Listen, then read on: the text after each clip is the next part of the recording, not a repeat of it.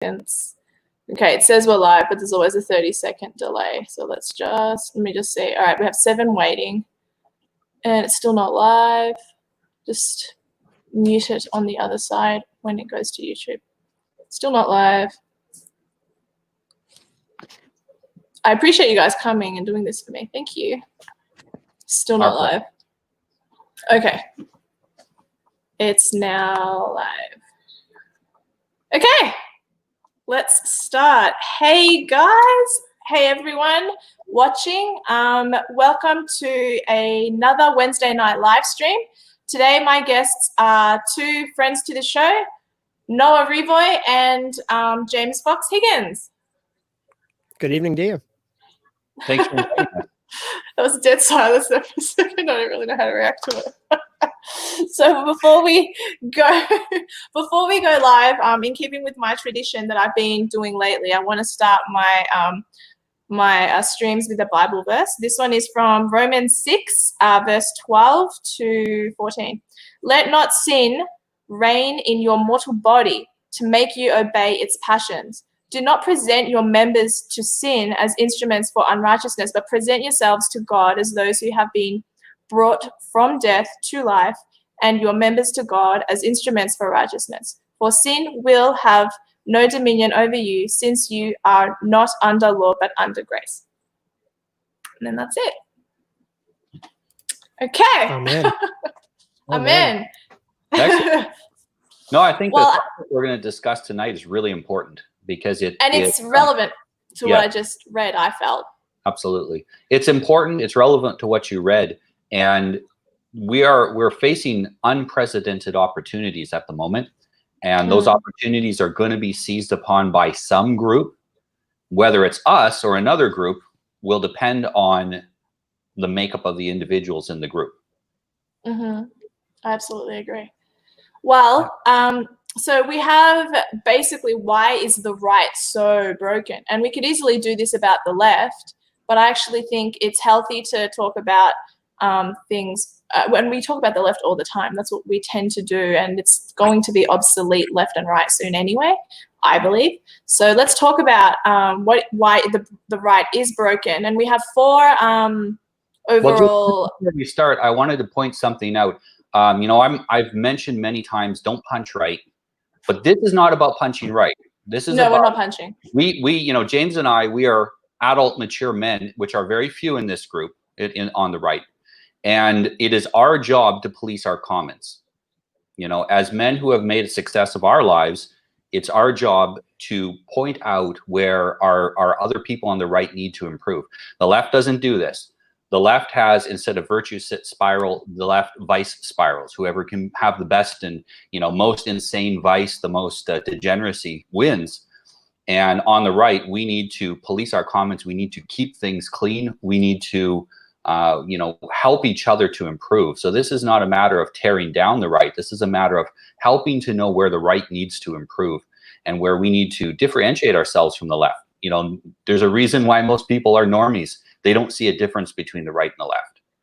And that's our fault for not demonstrating that difference clearly enough. And so we're doing our part by pointing out what needs to improve on the right. Exactly. And I think we're seeing, especially in the US at the moment, this emergent return to tribalism, and it becomes very small and very local very quickly when things fall apart. And so while I agree with the premise of the question that the right is fractured and broken into smaller factions, I don't necessarily think that's a problem or needs to change, as long as we are able to find what it is that unites us. What are the common goals and the agreement? What are the basic agreements that we can make as a bunch of tribes who have different values and different ideas, so that we can stand as a block against our very zombie-like enemies who are literally destroying cities now. Yeah, we are tribes of sovereign men, and we want to form federations of sovereign tribes. That means that there will be a diffusion of power. That is the Western way, is the diffusion of power. We hear, if we read stories, there's a lot of times kings were leading their warriors into battle. This meant that the power was so diffused that the king had to personally be there in order to lead the battle, so that people would have something to unite them, because otherwise everyone was, responsible to their local baron or lord. And so this is just who we are. We are a group of sovereign men. We are dispersed in our power, and that's why we've been free, is because we've been able to grant ourselves freedom based on our own sovereignty and our own willingness to take care of our own local commons. I actually believe that I'm beyond the spectrum now. I've made a couple of videos that I'm not, there's left, no right, that I don't identify with this. I feel like I have, and I think that's a good thing. Do you guys? Can you? Yeah, I levitate at night. I don't want to do it for the camera, but so do you guys agree with that? What does it mean to you to be outside of the spectrum as we know it? Well, because I think the spectrum has been designed as a device to divide, and as someone who now views it quite differently to how I did, even though I believe the left is still worse than the right, I think moving beyond that makes you really see things a lot clearly. And yeah, that's pretty much my response to that. Do you not agree? What do they look like with that clear lens? As I said, it's when you're adamantly fighting for the right and you're adamantly fighting for the left, you're adamantly fighting each other. When you're beyond that, you're sort of noticing all the crap on your own side, all the crap on the left, and then trying to be like, okay, so that's the problem there, that's the problem there.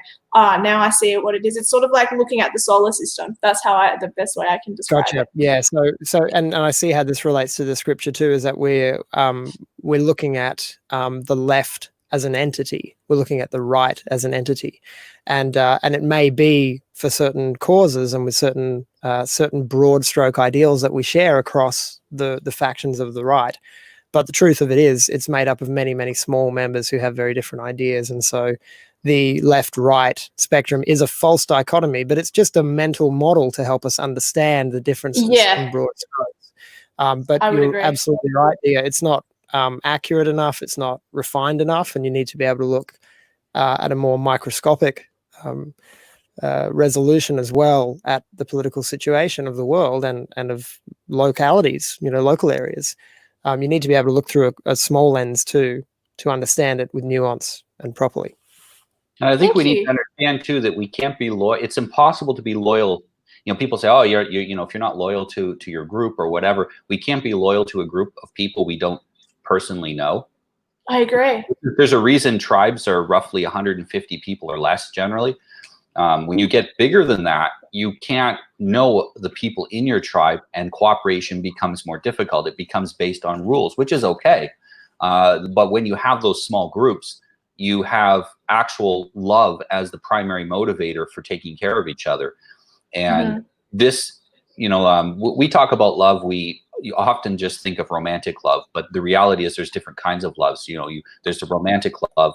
There is the principled love of other people that you have that are in your group. So they're your family, basically.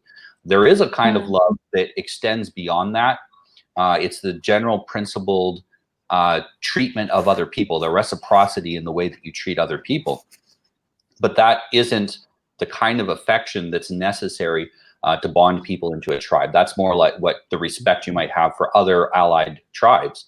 And we, on the right, if we are thinking with this, anyone on the right is on my team, you just can't do that, because there will be people you meet that might make a good speech. They can talk a good talk, but when you actually get to know them personally, they don't line up with your values. And it doesn't mean you have to fight with them. It means that they can't maybe be in your tribe. You can't ally that closely with them.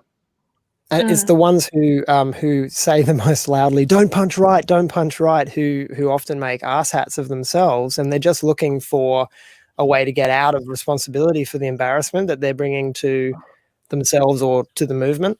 So you've got to be wary of people who demand your allegiance, no matter what they do. I think that's a solid point. So let's go over the 4 points that we all worked out together. So there's virtue spiraling, unintentionally absorbing leftist ideas, false prophets, and looking for a hero, and then double standards on the right. So we can really start with any one of these points. So does anyone have one that comes to mind with any of those four laid out factors? I'll take what is the double standards on the right for 150 points. Okay. All right, go ahead. The floor is yours. Oh, do I have to speak on it? Oh, I thought we were going to begin a round table. All right, okay. How much money do you want for it? So, I don't have a lot. yeah. Well, I think, tying it into what we were saying before, the problems that we face on the right, I think are fundamentally just human problems that the left face as well within any group of people, but our particular values are what make our aesthetics different, what they make our types of disagreements different, because we have different core values. But yeah, we certainly have a lot of double standards and fracturing on the right. So I don't think the right's particularly unique in that way. I think any group is going to find that, and especially the bigger the group, the more, again, it's the more you're trying to tie a disparate massive group of people together under one umbrella, the more you're going to find that there are outliers and people scattered throughout that spectrum of behavior who just don't properly fit and don't belong there. And they're, you need to decide what to do with those people. Yeah, it took thousands of years for some of our nations to become the high trust nations they were. And, take, say, Sweden. For a long time, Swedish people were not intermixing with anyone else. They did kidnap women from Ireland, but otherwise there was very little input of new genetics into their gene pool. And so they very good taste in the Irish girls. Well, they only took the best, most attractive Irish women, and they'd sell the ones that were below that, and so it actually added to their gene pool because they must have traded them for some of the lower grade Viking men. They must have just left them on here till the fields for you, because I've got a little bit of Viking ancestry mixed in with my Irish background. So they sent the lower grade Viking men. They sent the lower. This is one of the advantages they had, is they sent the lower grade Viking men off to die in battle. They lived in a harsh environment. Are these beta males in the Slavic times? Yeah, they may have been. They may not have been the top level men there, but they were still better than the average men in most other places. What ended up happening was, I live in Portugal, and when there was a reconquest of Portugal for about the first half of Don Alfonso Henriques, the first king's reconquest, he had like 300 guys with him, and half of them were Vikings. A lot of people don't know this. They were sort of converted. They took their little T and they turned it upside down, and now it was a cross. But they were covered in tattoos and they fought like Vikings. And they were there because they were promised some level of religious freedom, and there was no place for them in the Nordic countries. There was very few areas there where you can grow crops. They had grown to a population size that maxed out their space. And under those conditions, only the very best get to stay in the country, and the worst go out. But the point is it took thousands of years, or at least 1,000 years, for most of these countries to get genetically homogenous, culturally homogenous, religiously homogenous enough to create these high trust societies. And what we've done, we have countries like Canada or Australia or the US, we've taken people from all over the world, mushed them together. And so even though our instinct on the right is to be high trust, we can't necessarily do that. And it's not that we're dealing with untrustworthy people. We're dealing with people playing by different sets of rules. We may have one set of moral standards. They have a slightly different moral set of standards. And we automatically trust them because they appear on our side. They dress like us. They kind of look like us. They talk like us. And then when we get to know them personally, we find out they don't line up with us. And I think we need to be less trusting than we were before. We can't recreate a high trust society by being overly trusting too early. Trust needs to be earned. I love that. But even though I love what you're saying, how is that relevant to the topic of double standards on the right? Well, the double standards is to be expected. There is expected that people will have double standards, and the problem is that we assume people have the same standard as us right off the bat. In fact, we assume people have the standard that they're promoting. Yeah. Well, this is the thing, is that the biggest double standard I see in the right is the purity testing, constant purity testing from people who really have no authority to do that, you know, and are just as fallen and sinful as any other human being. But they always want to make sure that you're talking to the right people, that you're espousing the right views, that you don't go outside of the Overton window. You know, they've got their narrow perceptions as well, and they want to make that the sort of the central calibration of the political movement, because that's them and they identify with that ideology. And anyone disagreeing with that ideology, because they're a man-child usually, is a threat to their very identity. And so they have to lash out and prove that everyone else is impure and unclean and, you know, doing the wrong things for the movement and all of that. So you get that gamma behavior emerging quite often from people. And, you know, yeah, purity tests are almost always they are always a double standard when they come from a human being. And we're all flawed. Sorry, at the moment, you know, from personal experience, and I have a number of clients that are mid and even some higher right-wing people, mostly women actually, that are known on the right, and a few men as well. And the one thing from hearing the stories of what's going on in the background of things, at this point, I don't trust any man on the right who doesn't use his real name, who isn't married or has been married at least, has been a good father, run a successful business, and is willing to be open about who he is. Why? You know, I understand why average people— 5 criteria. Yeah, if you're an average person and this is not your living, you can't afford sometimes to come out with your real name, and I understand that. You know, I'm not saying that everyone has to be completely doxing themselves. However, if you can be doxed, if it's possible to dox you, you're admitting that there are secrets you want to hide from your audience, okay? Everything except for my exact address is on my website. You can know all about me. Now, I don't show pictures of my wife and kids anymore because Antifa has threatened to kill them, but aside from that, I'm as open as it's possibly possible to be through OPSEC. James is open. The men that I trust that are on the right, I know who they are. If I wanted, I could go find them and visit them at their house and have a chat with them. So I have this high level. Cool, man. I love that. Please do. I will. I would to my place. And I'll be a woman. I'll stay in my corner and I'll just serve you some, you know, beer. Just kidding. Right. Keep going. Jolly good. But we have men on the right. We have men on the right that want to be thought leaders, and they can't even keep a job. They, you know, they borrow money from people all the time. They're always desperate in some bad situation. They keep getting arrested for stupid things. They can't seem to keep a woman. They can't seem to have kids. They can't make a stable life for themselves. And it's, you know, if you want to be a thought leader of Western civilization that's been around for thousands of years and will be around for thousands of years, you might want to try participating in it first. You know, but don't you understand, Noah? These people, these guys, they were born with a gift. They were gifted by God or the universe or something, and they have the answers that nobody else has. They've figured it all out, and they have the perfect new system. And I remember they're just working on it. And they'll get it to you eventually, but right now they want to be interviewed about the kernel of the idea that they're developing.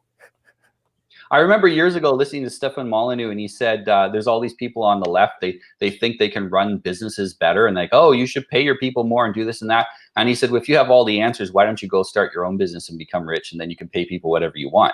And basically, that's a standard we should apply. So I don't give advice on certain areas because I cannot demonstrate a track record of success in those areas.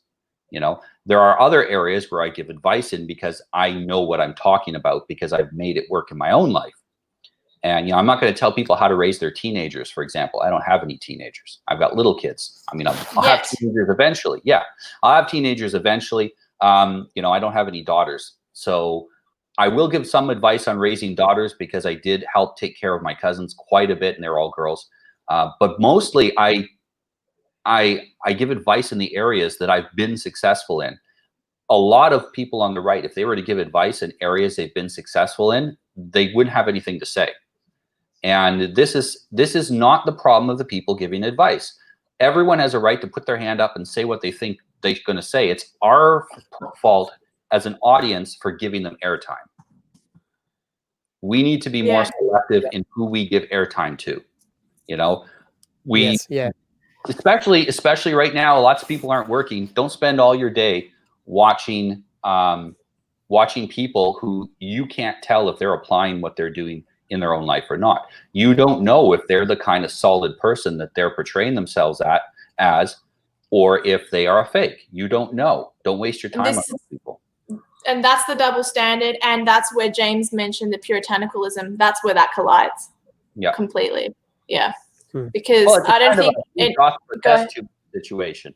You know, it's something that I have struggled with since I've been live streaming. And it comes in waves, but this feeling of, and maybe there's some like emotional Dunning-Kruger going on or something here, but you know, I don't have everything together in my life. I don't have everything figured out and absolutely perfect. I'm just working my way through this exceptionally weird journey called life that God's given me.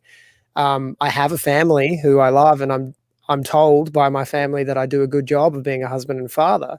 So that's an area where I feel I can offer some advice and encouragement more than anything to others is what I want to offer. Other than that, I've just got, you know, a brain in my head and some opinions. But I've never felt like I want to be held up by anyone as some kind of, you know, great moral example to follow in life, because I've made so many stupid mistakes. So, you know, purity tests don't work on me, but does that make me wrong about the things that I talk about and my ideas? You know, my personal purity is something I'm working on always. But your always striving for more cleanliness. I love that. But your humility about it is why it's worth listening to you. The problem is if you came on saying I'm perfect and everything I do is, will never do that. You know, there's God and I'm just like one sliver below. And this is how you smell them, the Gamma, the Secret Kings, you know, they have that air about them, and some of them just come out straight and say it like that, and they have no idea how it comes off to normal people. So you've got to be aware of the red flags, particularly with men on the right, I think, to look out for the grifters and the charlatans and the scoundrels, because there's plenty of them everywhere. We just have our fair share. Everywhere. They're everywhere. It's a sign of high agency to know where your weaknesses are. Yeah. You know, the high agency doesn't mean you no longer have weaknesses. It's that you know where they are, and you take steps to try to reduce them or to deal with them or to somehow make it so that you can function well, even though you have weaknesses. We all do. We're all imperfect, and to be able to accept criticism of your weaknesses and advice and suggestion from people you trust, not from random people, but from people you trust, is a major sign that you are an adult, that you have grown all the way up. And as you mentioned, you guys don't have family. Brutal honesty. Sorry, keep going. No, we have to be brutally honest with ourselves. We are. Did you say your family? I get it. I get it. I get it every way. Sorry, keep going. Keep going. Truth before face has to be the way of the right, or we're just the left with another label. If we don't have truth before face, we're nothing. Yeah. Well, and this is the Christian foundation as well for me spiritually. You know, the truth will set you free, and Jesus is the truth. And so putting the truth as so central to our spiritual faith as Christians, and seeing the fruits of a truth-centered society that has blossomed into Western civilization over these hundreds of years. You know, to see the fruits of that, truth is the ultimate thing to strive towards. But most people can't even get over the first hurdle of understanding what truth is, and then how does one pursue it, and how does one know if they have reached it. So, you know, those really basic questions are far beyond your average punter, and we have people across the IQ spectrum on both sides of the political spectrum. You know, I think the average IQ of the right will be higher, but we still have people of all levels of intelligence, and they all have their place. But yeah, understanding these basic principles is something that's really been missing from the right-wing movement on the whole. And I think it's something that Kurt Doolittle and John Mark and Noah and myself and other people who have, you know, begun to share these ideas that proprietarianism puts forth, which are just, again, as Noah and I often use in our program together, they're just mental models to help you understand the relationships between actions, you know, causes and effects. They're stories of actions, and it's a new way of understanding things.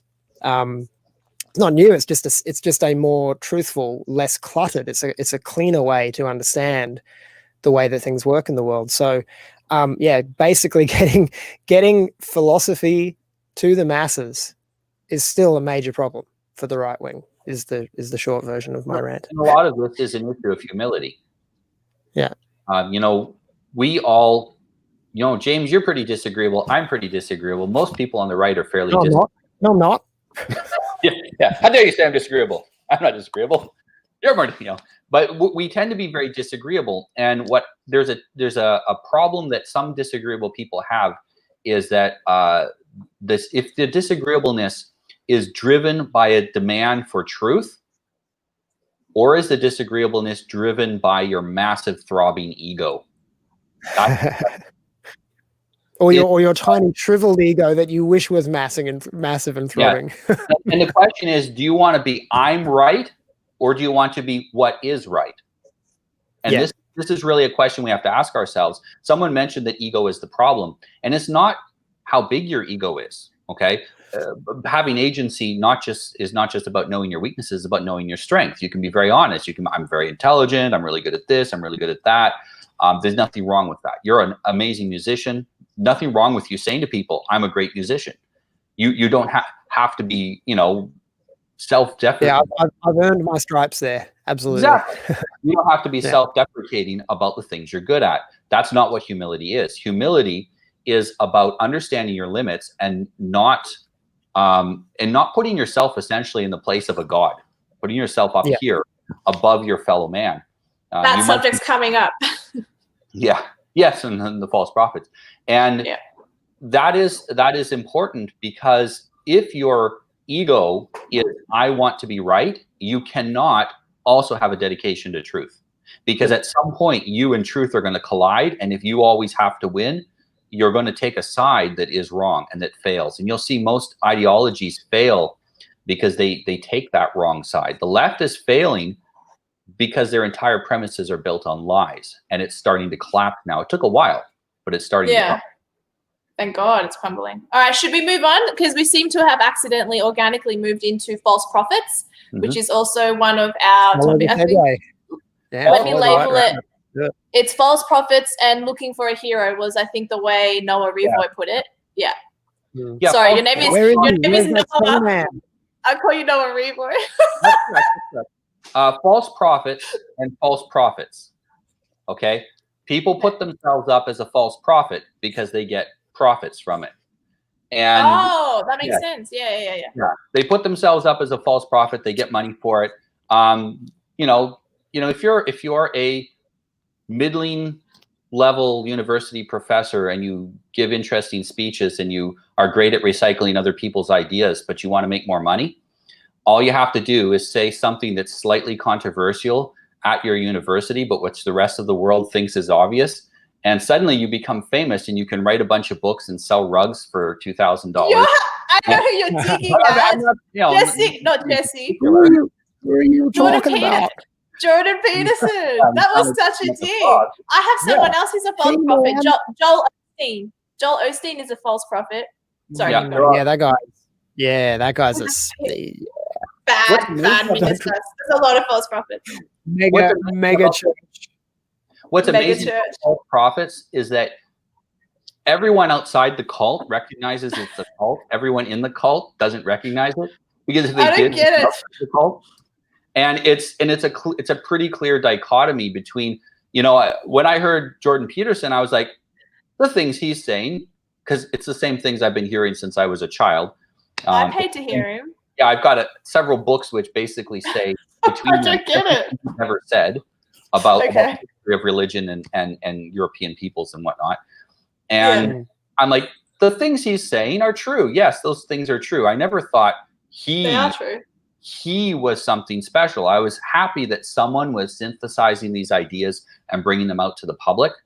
Yeah. If you watch him for a few minutes, he always looks like he's on the verge of total mental collapse. In every single video. But it builds empathy or something, because you know people love it. It's very engaging to watch. It's exciting. Broken people love it because it's very theatrical. Look, ugly people like to look at ugly people. They're uglier than them because it makes them feel better. Unstable people like to listen to unstable people because it makes them feel better about their instability. It normalizes their problems. You know, I tell people, if you want to get married, start with people. You don't have to do anything else. Your audio just went funny. Now, is it okay? I think we might have knocked your mic out or something, because we changed mics there and we lost a few words. We lost a few words, but we can still hear you. It's all right. Sorry, I want you to continue what you were saying because it was awesome. Yeah. If you want to be married, hang around married people. You'll find you get married pretty soon because they all want you to be like them. You hang around a group of people, it normalizes who you are. If you want to change, hang around the group of people that are more like what you want to be, and you'll end up. You wouldn't believe how annoying my wife and I are when we're around our other coupled friends who haven't had kids yet, because we've got kids now. So it's like, come on, have the kids, do the kids thing, go on, do it. Friends, you know, have more kids. No, it really works. And the problem is healthy people know that, and so they'll look for the healthiest people to be around. When you hit adulthood, you diverge. If you're not healthy, you go downward usually. If you're healthy, you go upward. And so people who aren't healthy, they will seek out false prophets. And I'm ugly and stupid and like looking at beautiful, smart people. Take a picture of yourself with your friends next time, and people will try to. I notice women do this especially. Women will try to be the most attractive one in the group. Men will try to be the most physically strong one in the group. You know, if your group is not about strength, they'll try to be one in the group. Now, the thing about smartest, it's hard to measure, and so audio thinks they're the smartest. But yeah, it is the fact that, it's going up and down a little bit, but that's okay. And suddenly it's using the. It's acting weird. I wasn't getting any sound either. And so we're seeking out our level basically, and false prophets will use that opportunity, and they will not hide their damage. They will project their damage. They'll look for damaged people, and then they will keep them angry about what it is that's bothering them without a solution. This is how you know you're in a cult. They don't offer you solutions to your problems. They just whine about the problem. That's smart. Why aren't you going to universities and getting kicked out and getting paid? And what are you doing, Noah? That's so 2018, man. 2017. Yeah. Like, who goes to universities anymore unless they want to get lynched? Yeah. That's true. Yeah. Now I won't go to a university unless I'm heavily armed.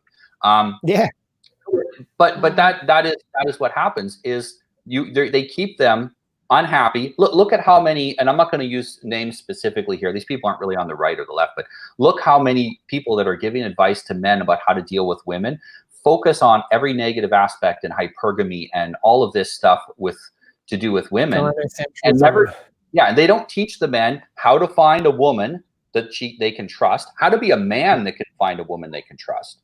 Yeah. Okay.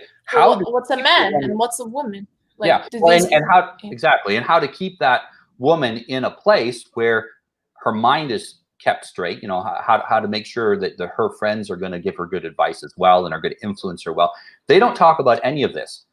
You know, James and I, every time we do a show together, and when I did with you as well, Dia, we're focused on, at the end, what can people take away from this that's going to make their lives better? Education and enlightenment is all I want people to take away from my live streams. Yeah, exactly. And encouragement too. I always come back to 3 encouragement. E's. You know, that's the central, that's the central thing for me.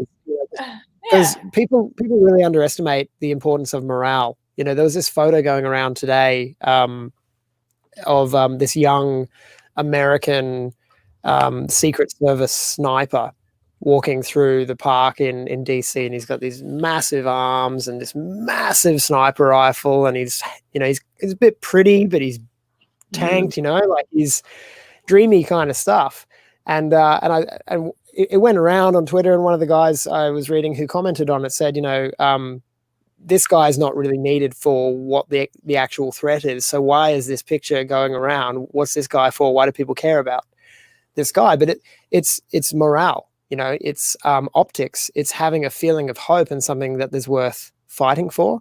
And so encouragement is such a huge part of what I always try to make central in every conversation I have on my shows and everything I write online. And, you know, even in the music and the books that I'm writing, I'm always trying to come back to a place of, you know, Western man, be encouraged. There is something worth fighting for and a way to do it.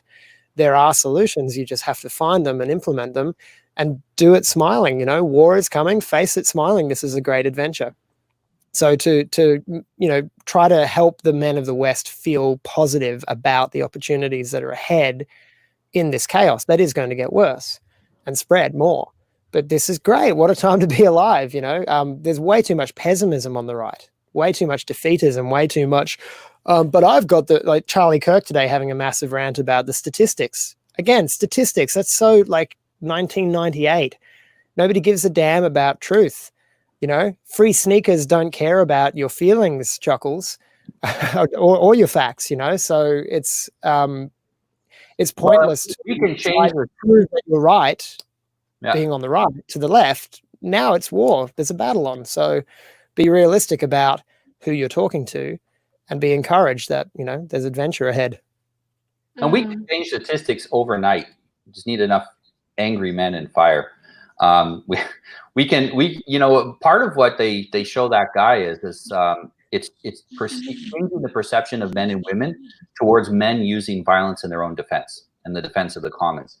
I would be surprised how many women, after that guy got posted up, basically this guy made all the women on the right wet. Like it was a major love fest. Women are posting like 2019 was the year of harpies complaining about toxic masculinity. 2020 is the year of women getting wet over men being angry, armed, and fit.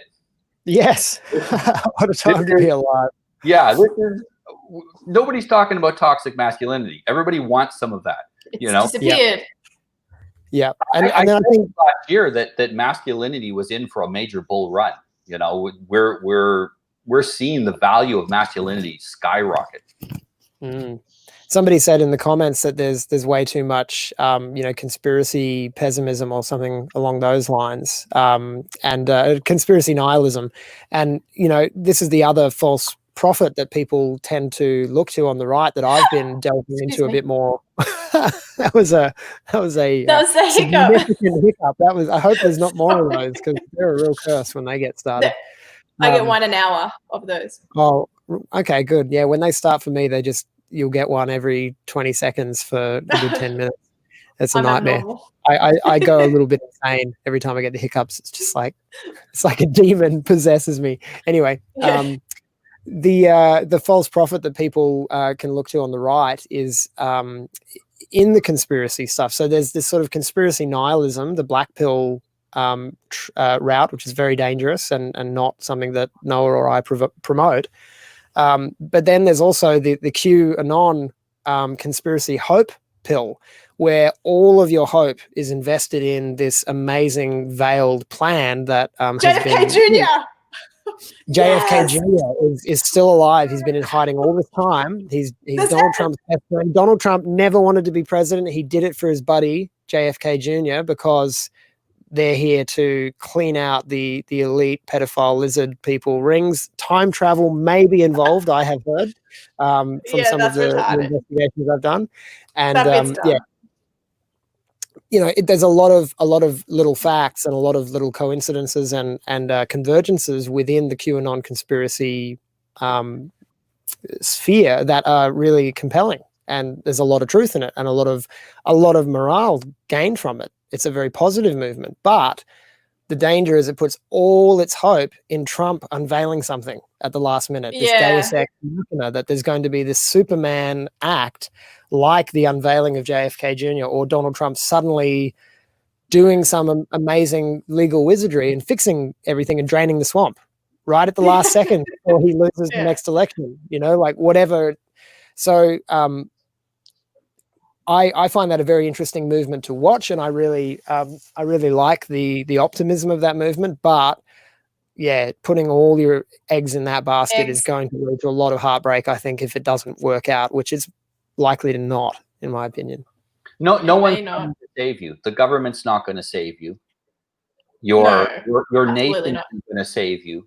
America is dying now as well. Like the empire is crumbling, and the United States will not remain united for much longer. So people need to let go of that dream now too. Yeah, trust the plan. Exactly. Yeah. The law isn't going to save you because no one's going to enforce it. What's going to save us, if anything, is returning to being sovereign men again, armed men in the streets, and we're seeing that in the U.S. If we should have a whole heck of a lot more hope over all of the armed men we see going out into the street and patrolling their neighborhoods than we could ever hope from some online conspiracy theories. The thing is this is a bit of a problem on the right, is looking for heroes, not just false prophets. So what's the difference? False prophet brings you wisdom, false wisdom. False hero brings you false hope. Now, the way of I just want to throw one thing in there now. I think they're looking for heroes is not the problem. It's the looking for Superman type heroes. It's looking for these guys who can just do amazing leadership. The separation. So I need a hero. I'm looking out for a hero. Sorry. They're not really looking for a hero. They're looking for a messiah. They're looking for a false messiah. I just read a Bible verse. Sorry. Yeah. Well, no, but a false messiah. The European concept of heroes is someone who leads you into battle, not someone who fights for you. Oh. Yeah. That's the European hero.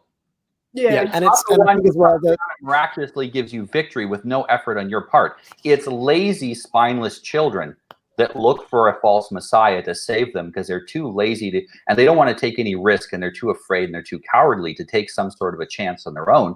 So they're looking for someone who's going to save them. That's partly why there's conspiracy theories. That's partly why we see one day Trump is amazing, the next day Trump's an idiot, and now someone else is amazing, and now someone else is an idiot. That's why a certain large bloc on the right worships past leaders who we won't mention so that we don't get demonetized and kicked off YouTube. But certain past leaders get essentially worshipped who in their own age expected people to fight. They weren't the kind of false messiah heroes. They wanted that you had to fight to get what you wanted. And this is a way for them to not think about their actual duty and responsibility. Are you talking about Rudolph Hillman? Definitely an individual with certain initials of A and H, but we that's for the sake of not getting kicked off YouTube. We don't talk. I said Rudolph. Yeah, I changed it. I read the red-nosed reindeer. I've heard people praising Mussolini for the same things. On the left, they do the same thing. They praise Stalin, they praise Mao. The reason if you can't find anything to admire about those men, then you're a moron. I don't want to talk to you. You got to be able to separate your feelings and your moralisms from being able to analyze the effectiveness of certain people in certain situations. Yeah. You can admire the military prowess or leadership or I wrote a congratulatory tweet today for a leftist photographer who was posting propaganda photography that he'd taken out on the streets, and there was a shot that was completely set up to create an illusion of a policeman pointing a gun at a child. But I can tell from the focal difference that he's just got the right lens at the right angle, and he's made something appear to be that is not. And I shared it and congratulated him on his quality propaganda. You can admire the cunning of your enemy, and you can admire the qualities of certain evil people. And if you're not able to have that conversation because Hitler is the devil and we don't speak about the devil, then we can't help you. You have a mental problem. I think Yeah, that's my- where my- a lot of people lack the ability to compartmentalize. Yeah. I'm sorry. Go ahead. Go ahead. My grandpa used to say everyone has at least one positive trait. Even the devil has one. He's persistent, and so you know, it is important to understand that there are going to be people we can learn from on the right and the left, and if we're children, that's hard for us to see. We're going to see this very black and white world, but as we become adults, we understand that we can take things from every direction and use those. I remember talking recently, I was reading what Kurt Doolittle was writing, that Mao mastered the art of fourth generation warfare long before it was ever talked about. He understood how to a civil war campaign where you feed off of your enemy, where you use propaganda to win, and where you start with a much inferior force and eventually win. And we can say, well, Mao was also a scumbag. Okay, sure, that's true. Does that mean you're not going to learn any lessons? Don't be a fool and waste the opportunity to learn from these scumbags who were very successful. We only know about these scumbags because they were great men of history. Yeah. Whether you like, it doesn't matter whether they were good men of history or not. They were still great men of history. But I think the main thing to take away from this is that when the looking for false prophets and false heroes, this is our problem as viewers, not the problem of content producers. There will always be scammy people out there producing garbage content. It is our job as that's viewers. Clearly not us. No, absolutely not. 100% money back guaranteed. Ask yourself at the end of this conversation if there's anything that improved your life from the conversation. If the answer is no, never listen to us again. If the answer is yes, then we're providing you value, and that's something you can use. And that's what you should be asking yourself. If you, I've had clients come to me and they said, I'm listening to this person and that person and that person, and afterwards I feel so angry and frustrated because there's nothing I can do. And I say, then stop listening to those people. You already know that the world has problems. They're distracting you from action. You got to go steady on the red pills. Yeah, take some action. Go out there and do something with all that anger. Anger is a great motivator, okay? But go out and do something with it. Yep. Oh yeah. Yep. Anger is proving. We're seeing the power of anger in the world right now. Absolutely. How it can begin to change the landscape very quickly and turn things chaotic very quickly. I just want to add one more point on the heroes subject, and I think it maybe rounds off the topic well, because we've talked about the false heroes and prophets. Noah's talked about the classical Western ideal of a hero, which is something that's really, I think, deep in our genetics. It's part of who we are, and it's very hard to escape the compelling nature of that. That's why we often don't try to imagine what our culture would be like from the outside. We can't view ourselves from a vacuum, but our very books, all of our literature, our canon of storytelling, our very style of storytelling, Hollywood, all the films and TV shows that we love, they're all based on these really deeply ingrained archetypes like the classical hero. So it's very important. But we can look for real heroes in real life as well, if we're not looking for Messiah level heroes, if we're looking for local everyday heroes, and we're seeing examples of these coming out of the footage from America at the moment, these white right-wing lads who are just getting together with, multiple generations, fathers, grandfathers, fathers, sons getting together with their arms, banding together as militia, protecting their towns, and posting about it on social media to make sure everyone knows you don't bring your hooliganism to our town. We're an armed, right-wing, Trump-supporting conservative town here. Come at your peril. And so, these are heroes of the hour. These are heroes of today. And then in crisis situations like 9/11, the heroes are the fireys and the emergency services. Now, currently, the emergency services are the demons because they're white and apparently they want all black people dead. So I'm told. But we have our heroes in every situation, and they're the everyday people who just step outside of their own egoic self-preservation, self-interest, and they, in a very Christ-like way, put themselves at risk to protect something more important, which is the commons. So we have heroes every single day. We just need to stop looking for the mega, super, ubermensch, who's going to come and save the day. For everyone, we've got to stop waiting for fake Jesus and start helping to forge new, real, everyday heroes in the next generation and in our own. Yeah, I agree with that. I think that also a lot of the heroes that people need, you don't even maybe need a hero. Maybe the word is mentor.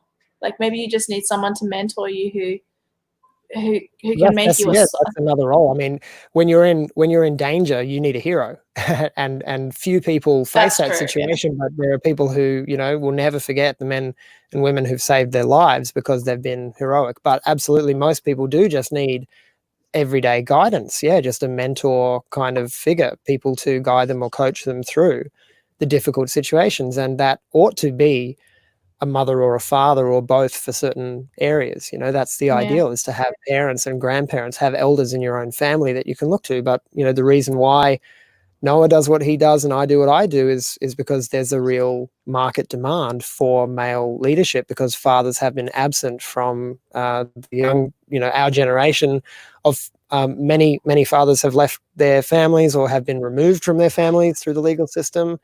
You know, it's a real struggle. So we've got to help these men in the West to feel encouraged and know that there's something worth fighting for. Well, I know you help women too. You've helped me somewhat. Yeah. Well, I mean, you both have, but like, yeah. I just haven't sent you the bill yet. Yeah, you haven't sent me the bill. One of the things too to mention about heroes is don't look for the people that go there to get adoration. That's not what a hero does. The hero is the one who sacrifices. Read our old literature. Read our old, you know, pre-Christian literature about heroism. The hero is always cursed. The hero is cursed to suffer. He's the one that says, I'm going to, you know, truth before face, I'm going to do what's right. And often they don't start out that way. They don't become the hero until they decide that they're going to do what's right, irregardless of the cost. Then they start to become the hero. And there is going to be suffering. You know, a lot of people think they want to be a hero. You don't want to be a hero. It's hard and it's suffering. But you do want to be a hero because we need it. You don't do it for yourself. The thing is, the heroism is not. It's not something you. It's not something you plan for. You know, because the test that every person will face of their courage is always unexpected. They're never prepared for it, and it requires a spontaneous action in the immediate moment to find out what you're made of. None of us know until we're tested. More people are being tested today than they've ever been, and we'll probably see more of that into the future. But you never know when that pinnacle of danger and opportunity for heroism is going to arrive in your life.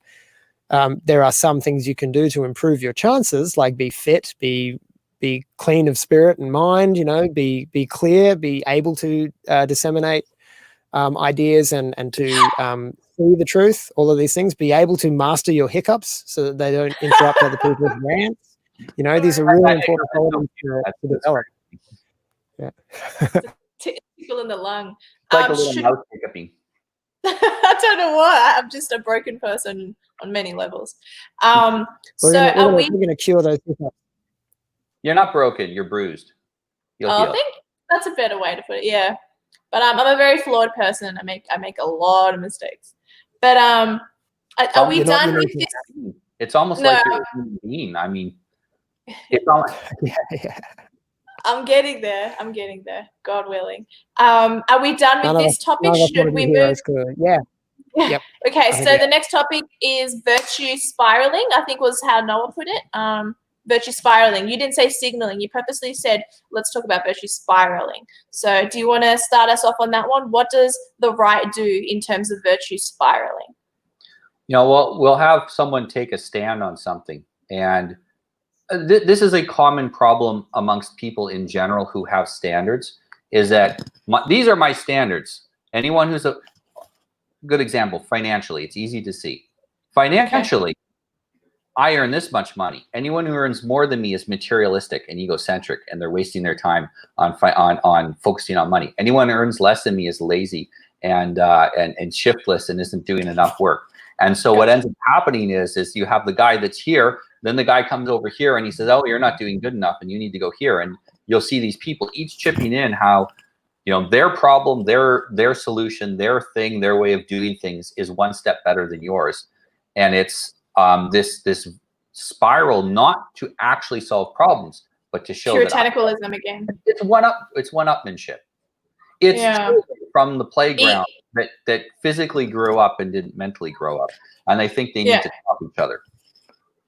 It's like ego, sort of, but it's like puritanicalism, like we spoke about earlier, and ego mixed.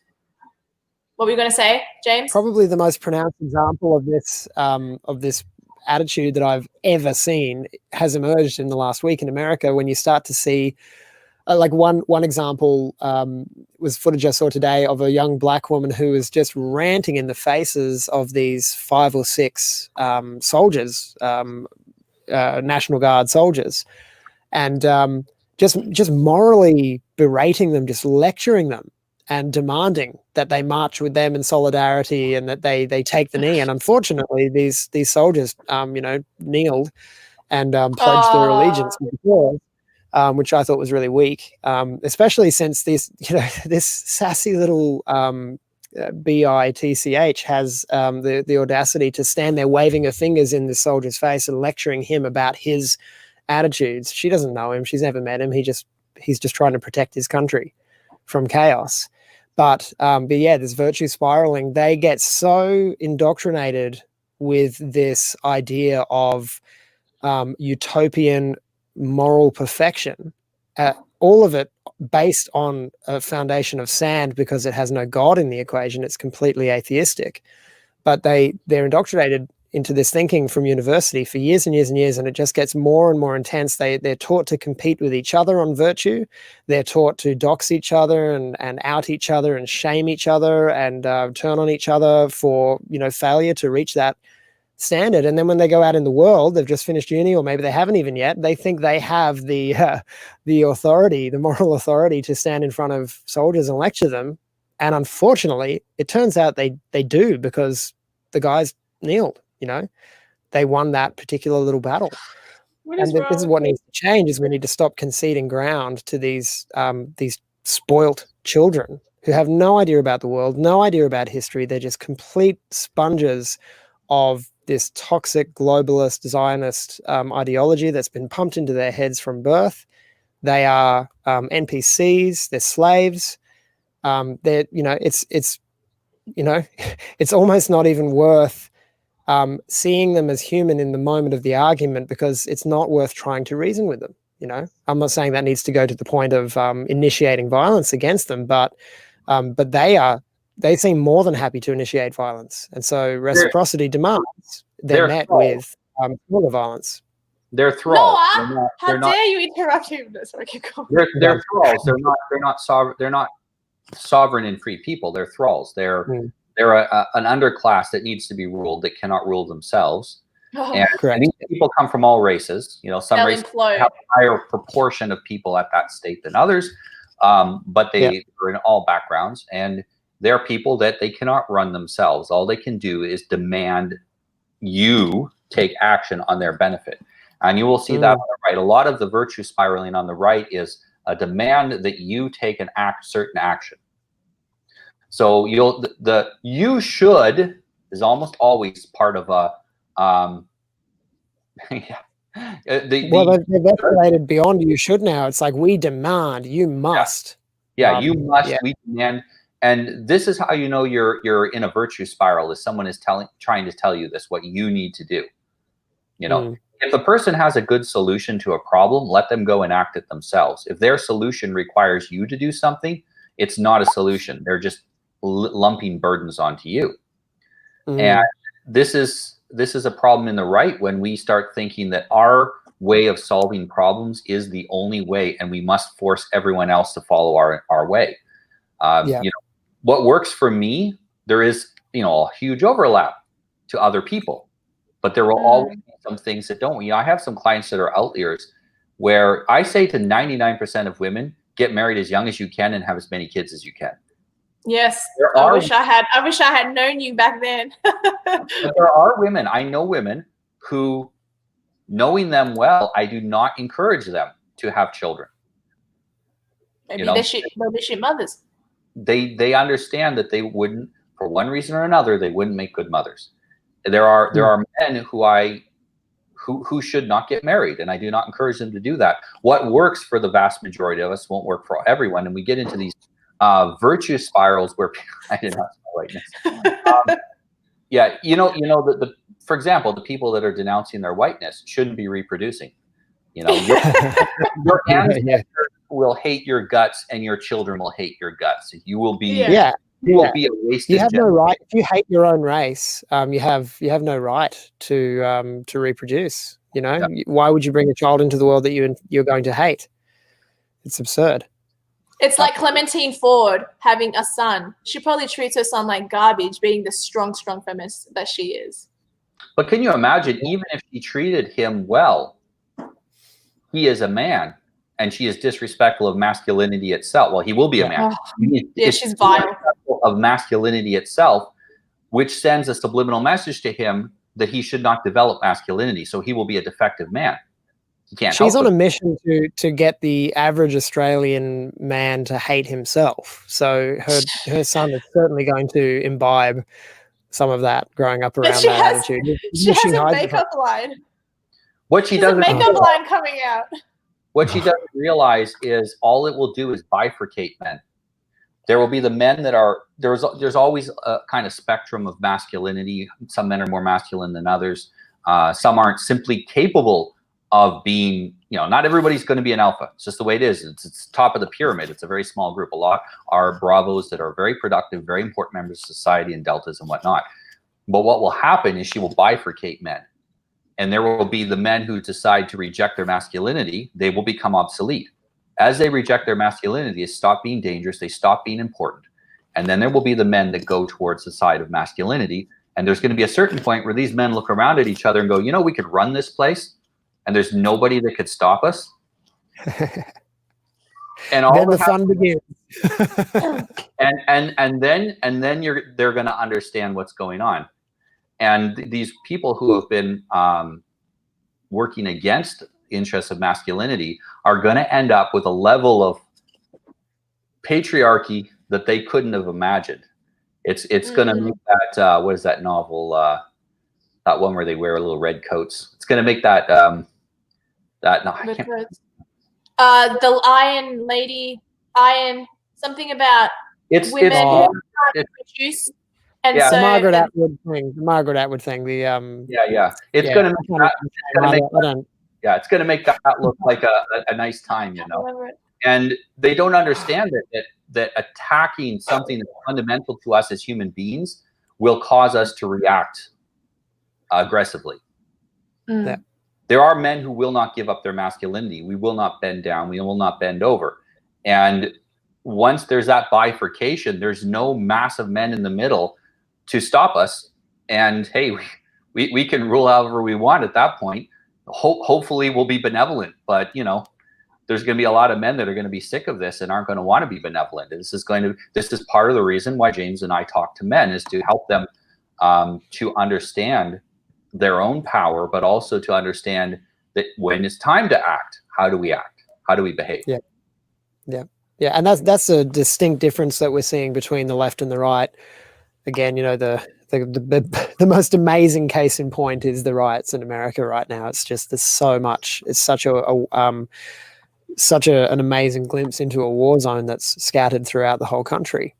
But to see the difference in behavior between the mobs of crazed ape-like leftists who are literally just piling on people like the World War Z zombie apocalypse, and turning on each other to get boxes of sneakers and TVs off each other, and murdering each other over stolen goods from their looting sprees. Like this is what we're seeing from this side. Whereas on the other side, we're seeing in these situations where the right-wing guys are driving off Antifa groups who come into their towns, we're seeing them be moderate. We're seeing them apply minimal necessary force, but minimal necessary force to achieve the outcome of making them run the fuck out of here and not come back, which is what you do when your town is under threat of violence, right? So we're seeing the right are just being smarter and more human across the board in the way they're approaching this, and they haven't even gotten started, really. There's a few militia getting put together now.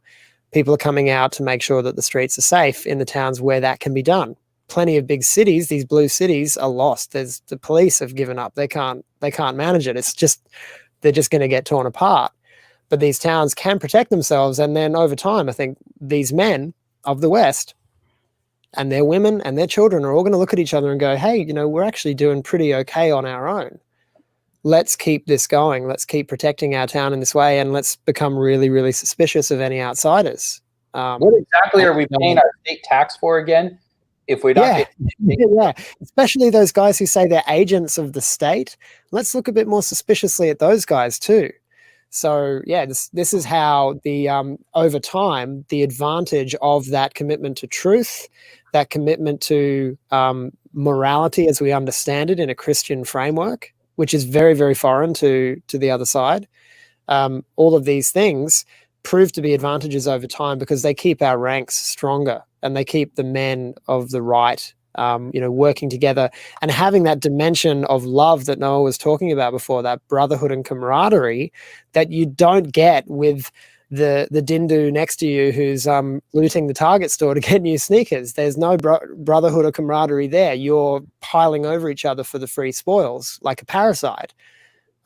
But the men of the right who will defend their towns are banding together like Viking warriors, like crusaders. And it's a glorious opportunity for men of the West to find out what they're made of just in protecting their interests. A big part of what united the United States, the early, not the founding fathers, but the early, when they first became states, basically, was that they had to fight an enemy. When they had to fight an enemy, essentially the Revolutionary War was a very long camping trip with occasional shooting matches between sides and a lot of people getting sick. Now you have to camp out with a bunch of other guys for a long period of time. You get sick together, you take care of each other, then you go on a battlefield and you fight and you pick up your brother and you drag him off the battlefield. After you do that for a couple of years, these are your brothers, these are your family. And the unity and the civic unity that builds between men when they do that is very, very important. And it's a big part of what took the United States from a group of different types of Europeans who, back in the continent, the Germans were fighting the French and the British were fighting the French and everyone was fighting each other. And now you have a bunch of people who are getting along for a common cause of protecting what they've created as a group and defending themselves and creating their own national identity. It's what helped to create the national identity of the United States. These communities are in the process of doing that right now.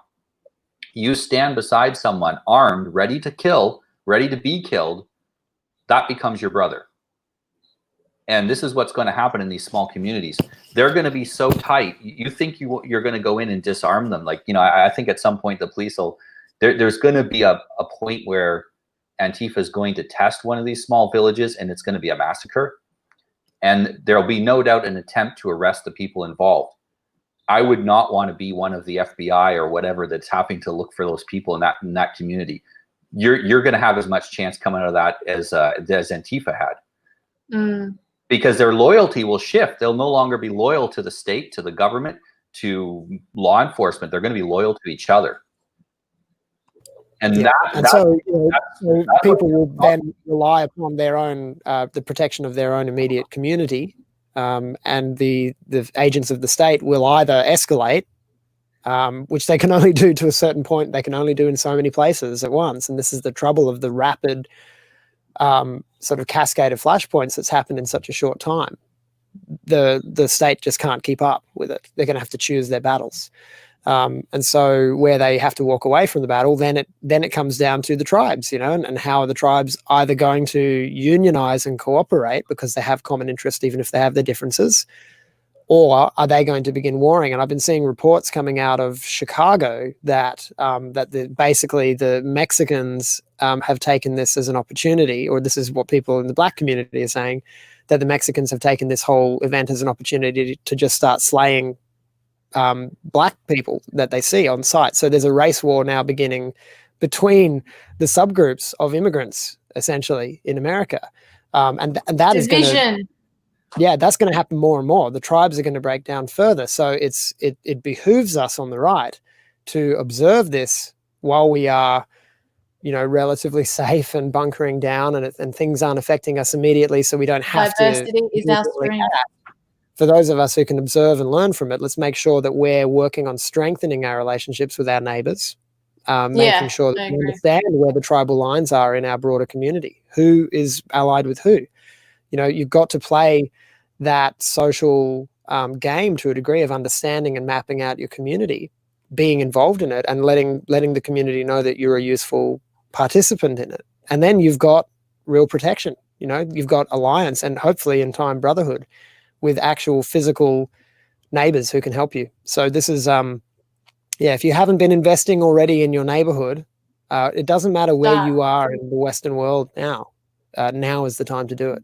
You know, there's a saying that in the dark the knives come out, and what we're facing darkness in the sense that there are people phoning the police, and the person on the other dispatch says, you know, the city is in a civil war right now. Nobody can come out to help you with your problems, and then they hang up.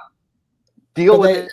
They've said, do what you've got to do. There's been people on record saying, and we need to be prepared for that as men. Do we know our neighbors? Yeah. Do we have our neighbor's phone number? Do we know their full name? Yep. You know, these are important things. We need to take the initiative of creating that network as men. If someone's already doing it in your neighborhood, go support them. Yeah. They've already stepped into that role. You don't have to be the new alpha in town. You can jump into someone else's hierarchy respectfully. Just make yourself useful, and over time, you will find out naturally where you belong in the hierarchy. And if you are, if you genuinely are an alpha destined to lead a group in your community, the men will put you there. Don't come in thinking that you're going to climb the ranks or that you belong in the top spot. You know, that's if you believe that you're a gamma, so you need help. But yeah, joining these groups that exist locally are great. And Noah and I have always talked about, dojos being a great place to start. Not exactly an option right now in the time of Corona lockdown, and it's all changed. But now it's real. Shit's real now, especially in America. But it's getting real in Europe. It's going to get real in Australia. Shit is getting real. Now you're about like the dojo and the social clubs. That's sort of that's the starting point, you know. But now we need to kind of jump to, talk to the guy over your back fence, like today. Find out who he is. Talk to the guy over your side fence, right? Think about putting gates between your fences if you're in a suburban neighborhood where you can help each other out and get easier access to look out for each other. Things like that. You know, you've got to start taking immediate action. I started watching Cobra Kai today. Like, if you have YouTube Premium, I started watching Cobra Kai. Right? Yeah, the Karate Kid continuation. It's so good. The continuation is actually good viewing. Anyway, sorry. Go ahead, Noah. Just everyone watch Cobra Kai. It's good. It was good because it gave a more realistic view of violence than you will find on most programs made now. It talked about it actually being useful and having a practical purpose. What is interesting right now is you want to network with other men, just stand in your front of your yard. At the moment. It used to be real. How do you make How do you make friends as an adult? How do you make friends as an adult? I don't know. Where do men hang out? We hang out in our front yards with our guns at the moment. And you have to go far. Take a walk down your street, talk to your men, talk to your neighbors. If you're shy, if you have a hard time meeting people, don't worry about it. Just be normal. Go and talk to people. At the moment, your wife and kids need you to do that. If you're a single man, you have all the time in the world to network. That's what you should be doing, nonstop networking. Especially if you're unemployed. We have record high unemployment. Get off the video games, go outside and meet real human beings. Yeah, the key is make yourself useful to others. Yeah. Don't look for ways that others can help you. Look to make yourself useful, and the favors will be returned manifold. I got to tell you, I was doing that during the COVID-19 when I moved to New South Wales. I was looking for people. I was like, does anyone want me to drive them somewhere if they need to? Does anyone want me to get you groceries and stuff? Just feeling really Christian. Yeah, no one wanted the help. Well, yeah, the trust in our society is decreased, unfortunately, but you can build it back up by consistency. Yeah. But COVID made us trying to do the right thing. COVID sent everyone into their home. They put on masks so you couldn't see each other, which dehumanizes us, and it made us all separate and isolate. Okay. Yeah. The current situation that's happening in the US is reversing that. That's not happening everywhere, but in the US is reversing that. Instead of all being at our home, we're all getting out together and we're all meeting each other. Yeah. And we got our masks off because, you know, standing there holding a gun with a mask on. There will be a time for that, but at the moment, that's you know, perhaps not the best aspect to go at. But it is. This is going to build civic unity much more in the U.S. than in, you know, COVID tore it down. This is going to rebuild it. And you might say that that was actually useful for a while because everyone, your alliance wasn't no longer the people you worked with or the people that you saw in the, you know, the people you saw every day. Now it's your neighbors. It's going to reform as your neighbors. Yeah. And this, we might look at this as a cleansing and now a rebirth of civic society. I see the future being locked neighborhoods where every man is a sheriff, where there is no police force, period. And you don't need neighborhood watch to work. Yeah, you don't need to leave the neighborhood. You work at home, you shop in your neighborhood, you deal with your neighbors. This is exactly what it is in a lot of, you know, small towns in Australia and America and Canada. You'd know them, you know, from your upbringing, that these small towns, they don't have a police presence really. You know, there might be a little station that gets you know, dropped in on now and then, but they have a sheriff's office. You know, they don't have state police. They have the local county sheriff. They have you know, elected law enforcement officers and their deputies, and they're members of the community, and they're heavily invested in the welfare and the well-being of that community, and everyone knows them. And I mean, that's, to me, that's just like, that's the kingdom of heaven right there, is that local village structure where people know each other and look out for each other. It's a real symbol of Western greatness to me, that particular model. Even the small towns here in Europe, I was traveling through a small town in Portugal in a very isolated area where there are no police. They say it takes about 2 hours for a police officer to respond to a call out there.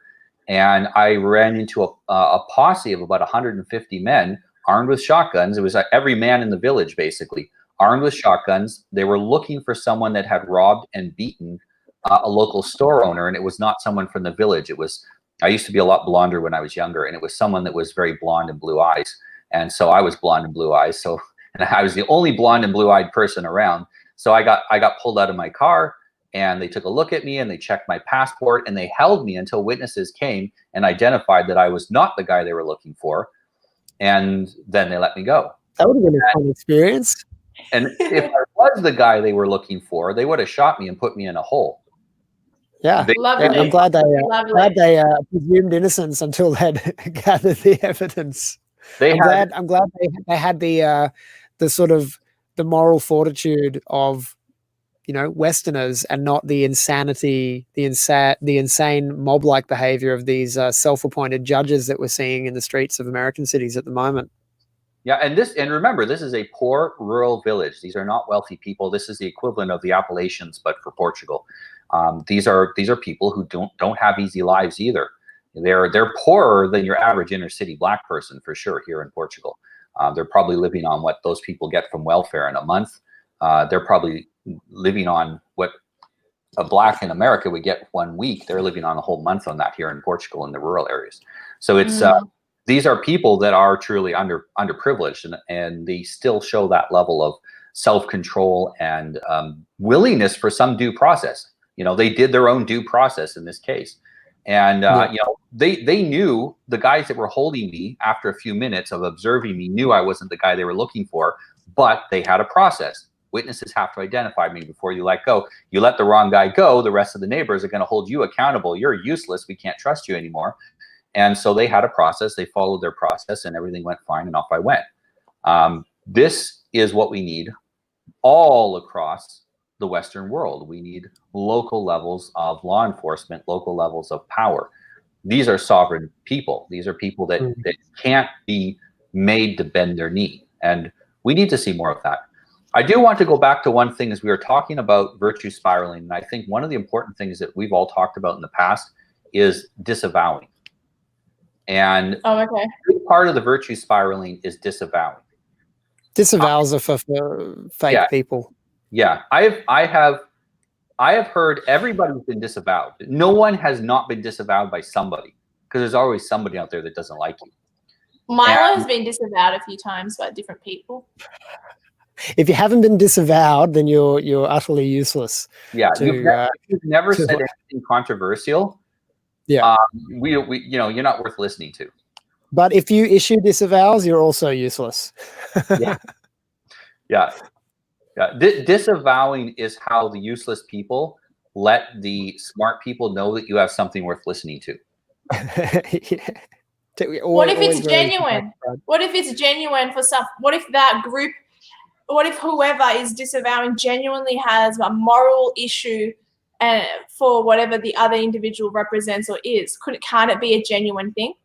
It's fine to discuss moral issues and tear down ideas, absolutely. But it's just these the way that people present these concise political statements of disavowal. You know, I hereby disavow this person that I was photographed with 2 years ago, or that I interviewed, and they've turned out to have wrong think, and I'm getting bullied for it now, so I disavow. It's just really obvious. I'm still getting bullied. Here's an easy example. It's much easier to understand things by examples for most people.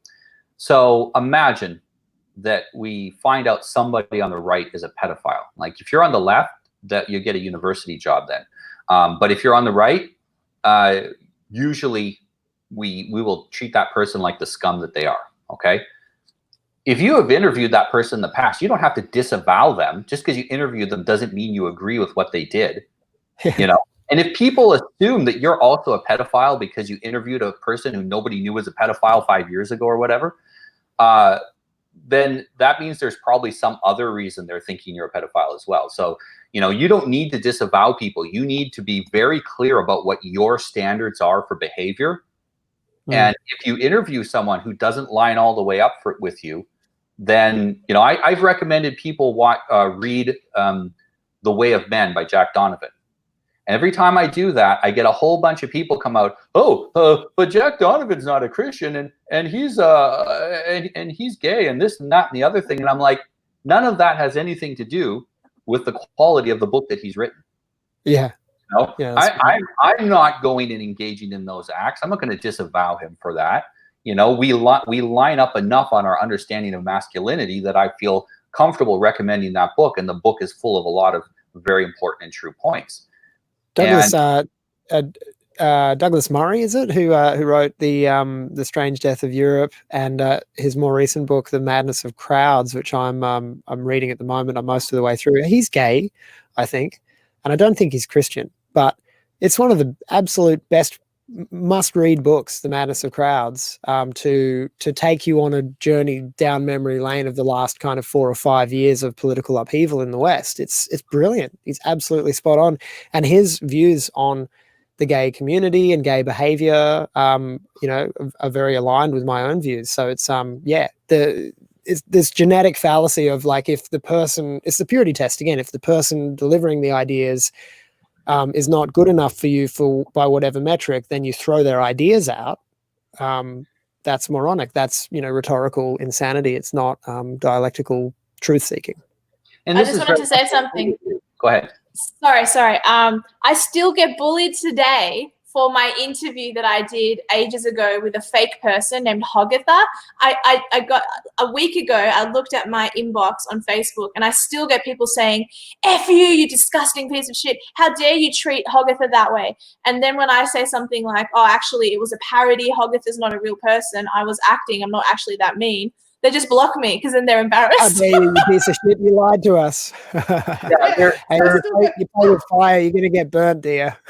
Yeah, exactly. It's really funny. Sorry, go ahead. Behavior of children. You know, my son, he's 6. Now he's starting to understand the nuances of humanity. But for him, he wants to know every person, is this a good guy or a bad guy? Oh, exactly. Every person is either a saint or a sinner, or they're good or they're evil. And that's how my son does this. So he's not going to heaven, is he? I think at the moment. And I just always have to say, it's not for us. Judge, son, everyone has a chance. Well, and the children are incapable of understanding that new level of nuance, because the mind of a child is extremely chaotic. And that chaos is natural. And as a father, you start to order that. But when things are so chaotic, you're not able to order things. You see the books behind you guys. Those are, I know James's are ordered in a certain way once he explained to me how they're ordered. So he has them ordered in a certain way. But when you're a kid, you're like, big book or little book. that's your level order. And they all end up on the floor anyway when you're done. Exactly. And hopefully, as we get older, we start to mature enough that we understand and we can listen to someone who agrees with us only 90 or 80%. And we don't go, they're 20% unaligned with me. Therefore, I will talk against them. My thing is if you don't want me dead, that rules out the communists and Antifas and all those. If you don't want me dead, okay, if you're not going to actively work against my interests, and if you're not going to lie to me, I'll interact with you. Yep. If you're going to do those three things, then we're at war. If we're not at war, we're at peace. I actually agree with you. And that's just the basic war or peace situation. But when it comes to friendship as well, I find that a lot of people in the right-wing movement, probably the same in the left, it's probably just people. But they really struggle to be friends with anyone who has different ideas, and that becomes a very lonely place quickly, because how strict are you going to hold to your espoused standards that you probably can't even maintain yourself? You'll have a very small group of friends, and you won't trust each other. I have bisexual friends, everything. I've got friends who have almost no political common ground with me in their views. But Same. It's not that important to them, and it's not the basis of our friendship. Exactly. I've had friends who have who just think I've gone crazy with the spiritual Christianity stuff, but we're still friends. They just don't get it, and our friendship is not based on that particular thing. So this idea that you can only be friends with people who share your exact political views is not only wrong, it's the opposite of the truth. You can be friends with people who have opposing political views to you, but you can't peacefully interact with somebody who is actively working against your interests, as Noah says. So you have to have that foundation of peace and reciprocity established, but within that, everything else is the free market. Yeah. Well, we've been, on the right, we've been extremely influenced by what are really leftist libertarian ideas of radical individualism. And that has torn us apart. Whereas, we on the right, we naturally form into packs when we're not influenced by that. And in a pack, I can't remember the right word now. You push your own ego down a little bit in order to get along with the member of your pack. Now, on the right or on the left, they associate in herds. So they're extremely conformist. They love, Antifa has a uniform for a reason.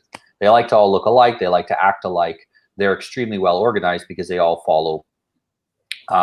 They call themselves anarchists, but they do have. They just have their leadership in the shadows, but they do have leadership, and they do have top-down instructions. On the right, we form small packs, and those packs are nowhere near the size of the herds that you see in Antifa. This is both a strength and a weakness, but many people on the right have no real friends. They have people they're currently associating with until they find out something they don't like, and then next week they're with a bunch of other people. We're never going to be relevant to anything until we learn how to pack up, get in packs, get in our little gangs, push our own egos down a little bit for the greater good, and start to work together. That concept. I mean, you will even see certain people who claim to be on the right say, "Oh no, you can't acknowledge that you are all going to work together. Go and deal with this as a bunch of radical individuals." That's not in our best interests. Yeah, that's suicide, and that's what it's been designed for, is again to weaken those bonds that have been the foundation of Western civilization. And it's that ability to pack up, as you said, to form these packs. It's actually the union of families ultimately that's built upon, and that's the foundation of what America was to begin with. It's what Australia was. It's families getting together in agreement and community.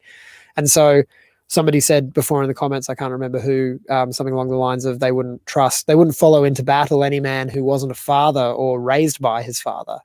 And that's a really fair statement to make. And so, really these packs should be centered around older, experienced, patriarchal men who have wives and children, and they should involve families, because then you've got really something to fight for, and to work together for, something far bigger than yourselves and important. And so, these young guys on the right who are brilliant, like guys like Nick Fuentes, brilliant, clever guy. He's managed to rally a lot of support of his generation around him, and do some positive political action in the realm of speech. But he's not a general to follow. He's a young guy. He's unmarried. He's still a virgin. All of that's great and admirable because he's so young. Yeah. But he's not a guy to hold up as a general for an army, because he has no life experience and nothing really beyond himself to fight for yet. He's a cheerleader. It's good and necessessary, but you don't call a cheerleader in the battle. Yeah. He's a comic, ultimately. He's just a funny guy who gives really astute commentary on what's going on. I know, Noah, that you have to go soon. So do you guys each just want to pick a question of your own choosing rather than me put them up on the screen? Because I don't want to – I know that's unfair to the audience that wants to have their questions answered, but you need to go soon, don't you, Noah? Soon, if I can stay another 5 minutes. Okay. Well, you answer a question. Yeah. Huh? You go first, Noah. There was one aimed at me, so I'll take that one, and Noah can have the other one. Okay, Noah, which one do you want? Just look down on the right-hand side, and whatever question pops up, I'll pop it up on the screen. Okay. Because I'd rather not choose it, because you might want to answer. I actually can't see the questions because I'm just looking at the live stream. Otherwise, there's one about Richard Spencer, Nick Fuentes, or No White Guilt. Who do you guys prefer? Do you want to talk on that one, Noah? I could put my 2 cents in as well. I prefer Kurt Doolittle if you want to know about actually accomplishing something. All three of those guys do a whole heck of a lot of talking, but they're not telling you what the solution is. And we're men. Men don't whine and complain. We have solutions. Do this. This will get it. I love that statement. Sorry, that's the best thing you've ever said. Yeah. Sorry, that just reigns true to me. It is okay. It's perfectly fine for women to worry and complain. Okay, that's part of female nature. That's part of female nature. Now it can complain a lot. It can get excessive, but it's not masculine. Men come out and say, "Here's the problem. Here's the solution. Here's how you implement it. Here's how you implement it in this stage. Well, we're still at peace. If things get hot, this is what you do. If things get really hot, this is how we're going to solve the problem." Okay? This is why I enjoy working with the proprietarians, why I'm a proprietarian. It's the only group I've ever come across that I felt some identification with, because we're truth before face. Truth is solutions. Truth isn't the absence of lies. It is the presence of solutions. It's also, I've got to say, one of it's the first movement that I've become part of and become involved with, where pretty much every guy there is more effective than me. Usually I'm the most effective guy in the room, and in most groups, and I'm able to produce the most high quality work in the fastest time and that sort of thing. But I've been working behind the scenes with a few of the proprietarian guys, and man, they're on fire. They can make stuff happen really fast and at a really high quality level. So I should look into proprietarianism. It's a big, if nothing else, it's an amazing brains trust. Really, really smart dudes. I'm gonna look into this. Most movements, political movements on the right and the left, are made up of a bunch of disaffected man children, and they're joined together by their anger at something. The Jews or the system or rich people or whatever it happens to be. They got some scapegoat, and there's usually one or two gammas at the top trying to run the organization and get people angry in the same direction. Now, it's not what you got in proprietarianism. There's a core group of men, of real men, and then there's also a bunch of young boyish men and underdeveloped men that come in the bottom. But because there's enough men there, we don't let them disturb the hierarchy. We cultivate them, we culture them, we bring them up. And so we see a much different situation than you see in the vast majority of political movements. In my observation, most of those young guys in the proprietarian movement are autistic as well. So they're extremely useful soldiers in the information and culture war, and they're put to good use. Meme legends. My thoughts on those three guys are, Richard Spencer, I haven't really checked out much of his stuff. I've watched a couple of longer interviews of his to get a better idea of him. And there's something, he's clearly an intelligent guy, but he seems to lack empathy. I've noticed that in the way that he interviews and the way he's interviewed. He really seems to just go off on his own track and just talk to his own audience. And he does seem to be quite a bit about stoking up anger in the right directions for his movement. Nick Fuentes seems to be much more about sarcasm and ridicule, and he does that very well. And No White Guilt, Jason, I've only recently come across his work. I really like his stuff. He's a very gifted orator, and I think he's sort of, to me, strikes me as an antidote to the chaos of Jordan Peterson. He's a guy who would speak really, really well to the same disaffected young guys, but he's really there to give encouragement and hope and identity and pride in white heritage. And, he seems to be taking the role of healer in my observation. So all of these guys are doing different things, and they serve different purposes, and they represent or are the leader of a particular faction of the right.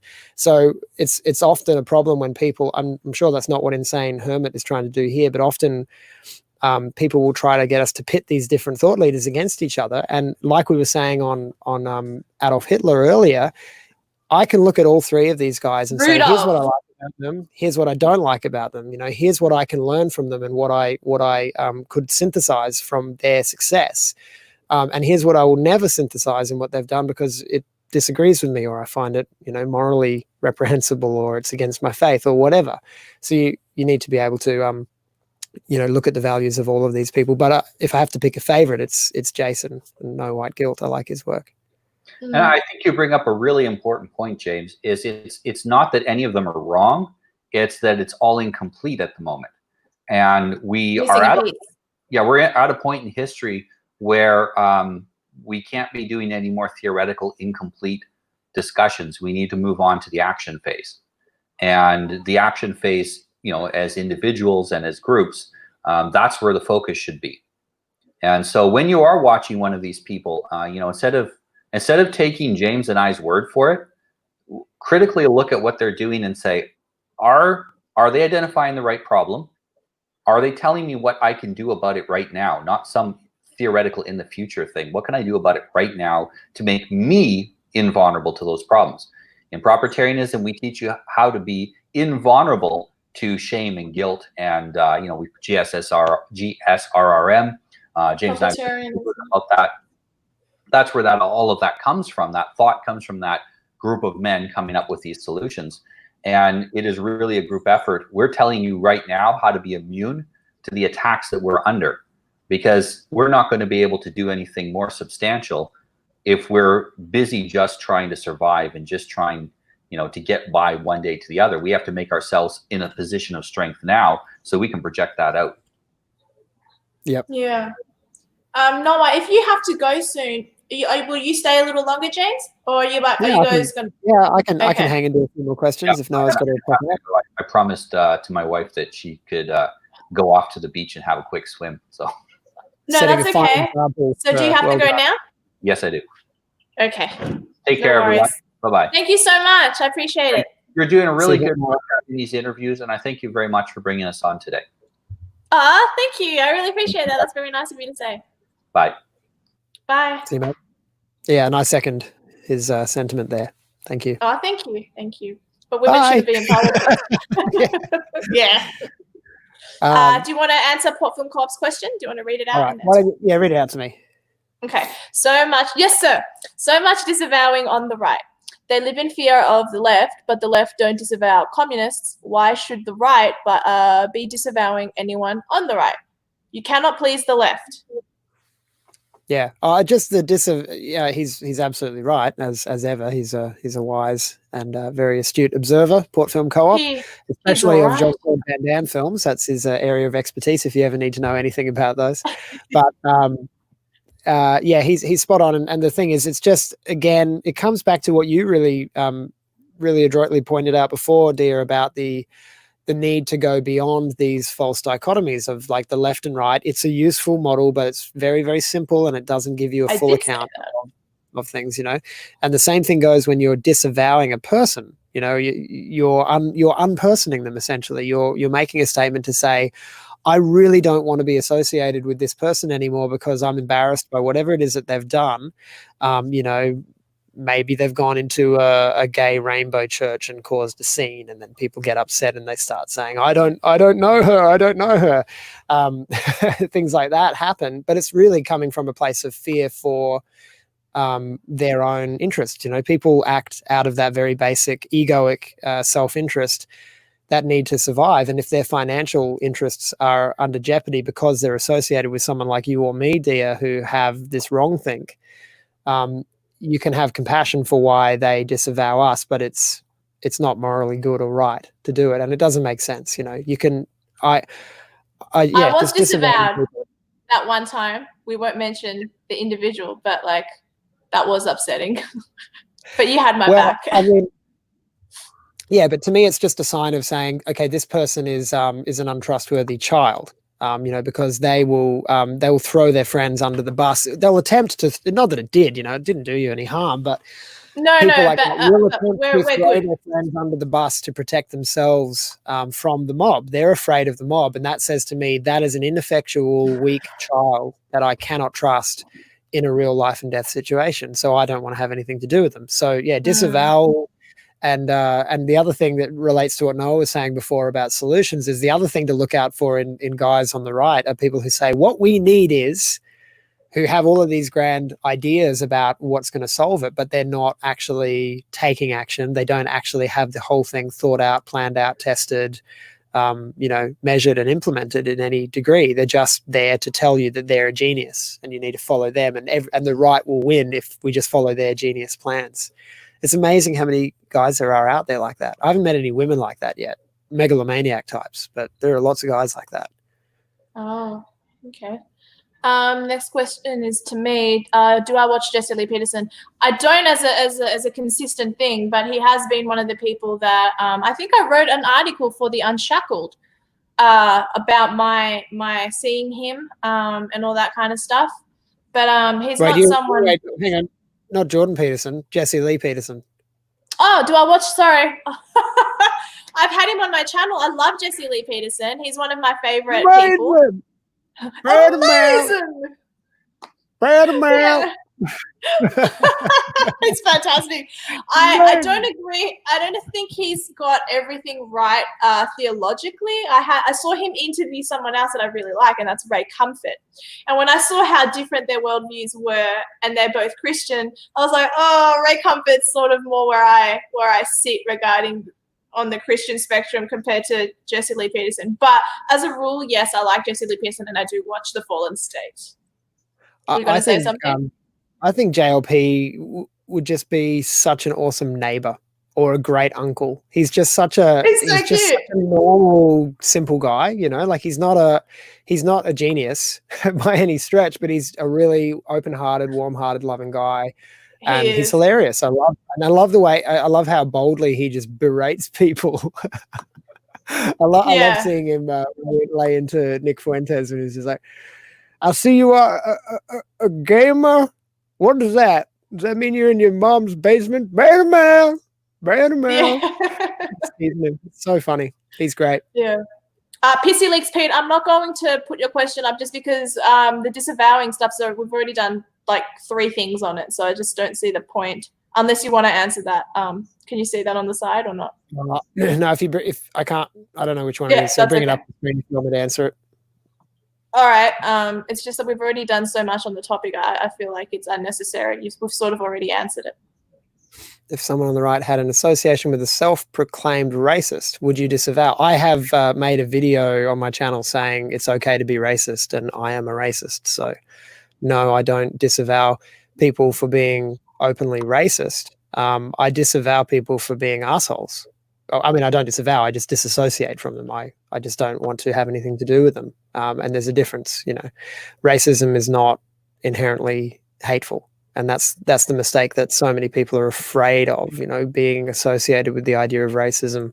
All it is a recognition of tribes, recognition of ethnicity and genetics, and an understanding that this whole globalist melting pot, one human race idea is very, very new, very, very new. So, no, I don't disavow racists. I'm not there with you yet. I understand what racism means, but I think maybe you and I have a different definition of racism because I don't think I am racist. But you're saying that you are racist. So I don't necessarily. my video was an etymological dig into the history of the word. So I'm trying to base my definition of racism upon its history and where it's come from, what it actually means, and it essentially means tribalism. And it's it's now being called racist to recognize that the racists that the races even exist. If you're a white person and you acknowledge the existence of other races, you're racist. But then when there's a protest, Black Lives Matter, and it's okay to pick on white people. So because they have a magic force field called complexion.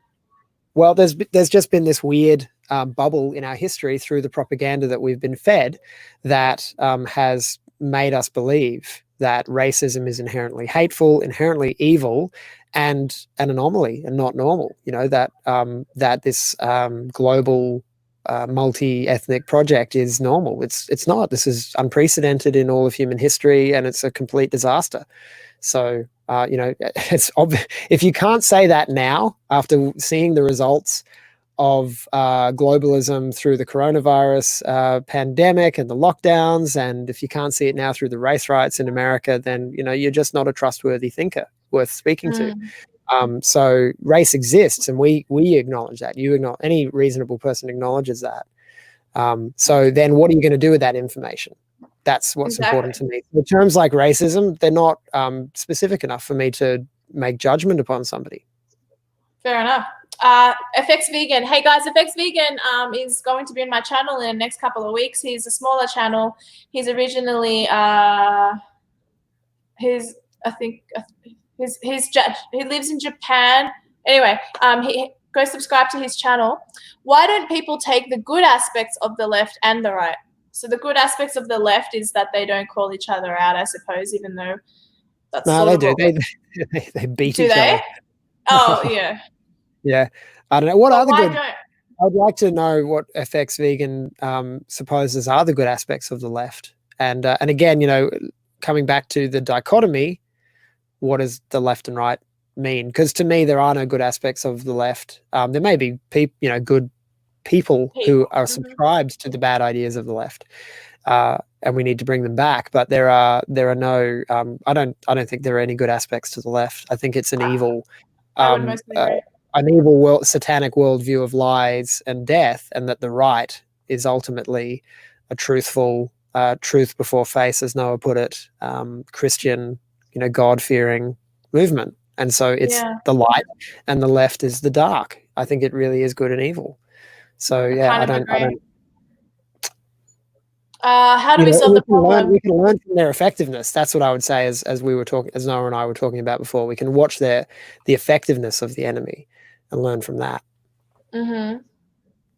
Okay, let me go down and see if there's any other good questions. There was one early on asking how I'm going with my album, and although this is not my show, I won't get too far into it. The crowdfunding campaign has concluded. We have raised enough money to produce and print the album to vinyl and CD. So I'm very happy about that. And I start production tomorrow. No, wait, what day is it? It's Wednesday. On Friday. I start production on Friday. My drummer's coming in. We'll recording footage and getting into it. So it's underway. And I've been really hungry for a creative session, sinking my teeth into a creative project like this. So I've been waiting for it to get going, and get going it shall. Yeah. There'll be updates on my channel. Tim wants to know if I'm back regularly. Who knows? It's anyone's guess, Tim. Start a betting pool. I think it's important to, hang on, let me just remove this. Sorry, I needed to, okay. Okay, so let's keep going down. There are no Philip questions. Cunningham has asked me directly, should we adopt collectivism and drop individualism? Where's that? Because I'm trying to look. Yeah, towards the end, purple avatar. Philip, not where again, it's too broad stroke. It's just you've just grabbed the biggest brush in the bucket, and you've just put a big slash across the wall and you said, which side are you on? It's I know you're a nuanced thinker, so it's I'm not dissing you, but the problem is with simplifying things too much. We need both individualism and collectivism. We are experiencing the world as individuals. We have to think for ourselves, but we're not very strong if we don't work in collectives and if we don't put a collective above ourselves. And the natural God-given collective is the family, and the community is the extension of those families. So, yeah. Do you see how many weak-minded individuals have disavowed you? How many? Only one has in the past. And no, I don't think I would disavow someone just for the. If someone peer pressured me to disavow someone or whatever, I wouldn't listen. I make my decisions based on things on my own personal experiences, and I don't know how else to answer that. Other people warn me of certain things, and I'll still follow my own instinct, and it's not always good. Yeah, but beware. I mean, I don't know this person who's asking you, but to me, there's a slight whiff of purity testing in the framing of that question. Maybe I'm reading it wrong. He's very macho.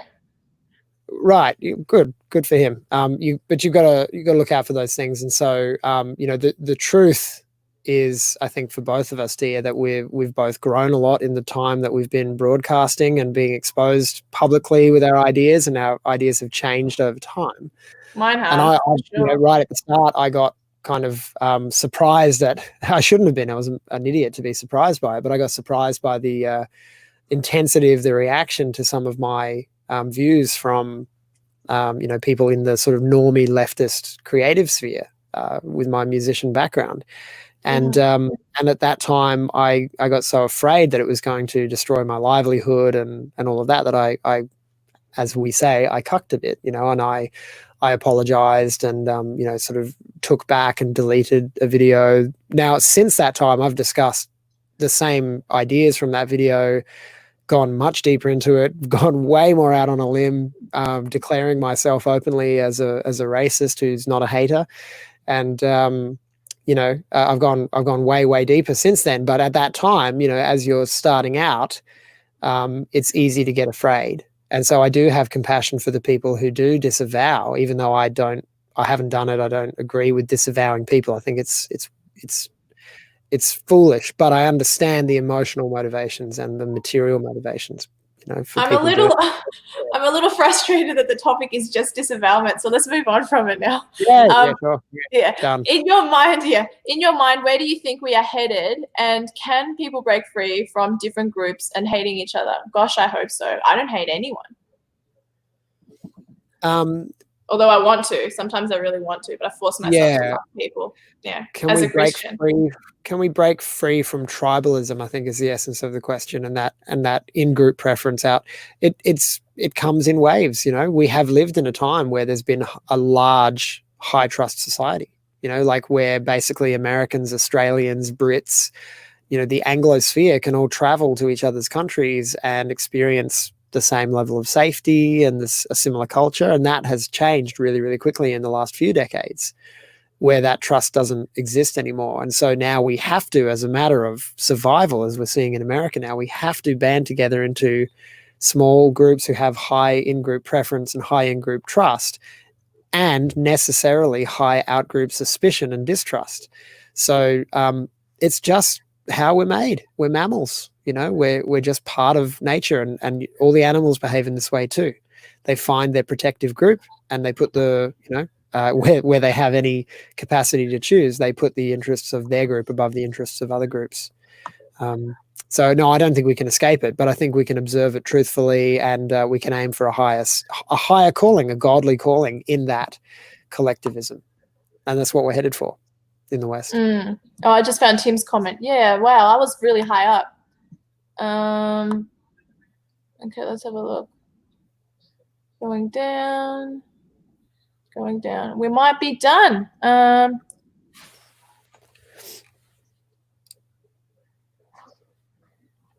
Let's have a look. Oh, you sent private messages. I didn't see them. I'm terrible. You idiot! I told you to check the private You messages. did, but I throughout. didn't. I don't check my messages. Well, it was about him wanting to leave at a certain time. Benjamin Molesworth, my moderator, should immigrants be at least 80% European? Winky face. Purity test. Are you going to answer him? I think he's asking you. He's just tagged me in it. Directed at you.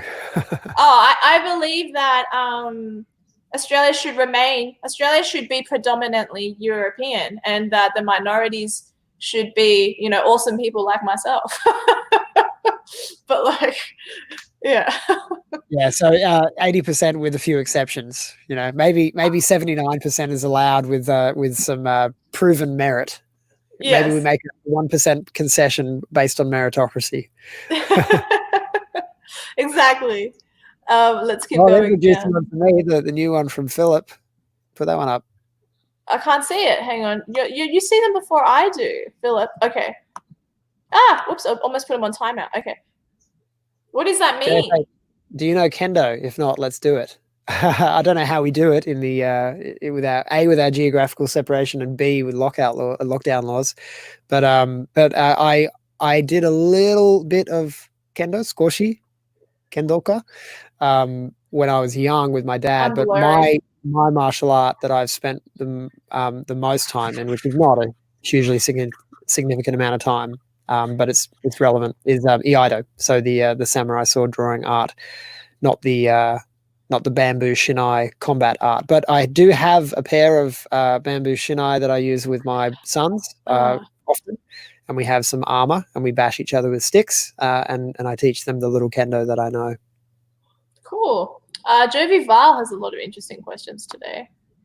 Do you believe you can show pride for who you are when you haven't accomplished what maybe even your grandparents have in the sense of family values?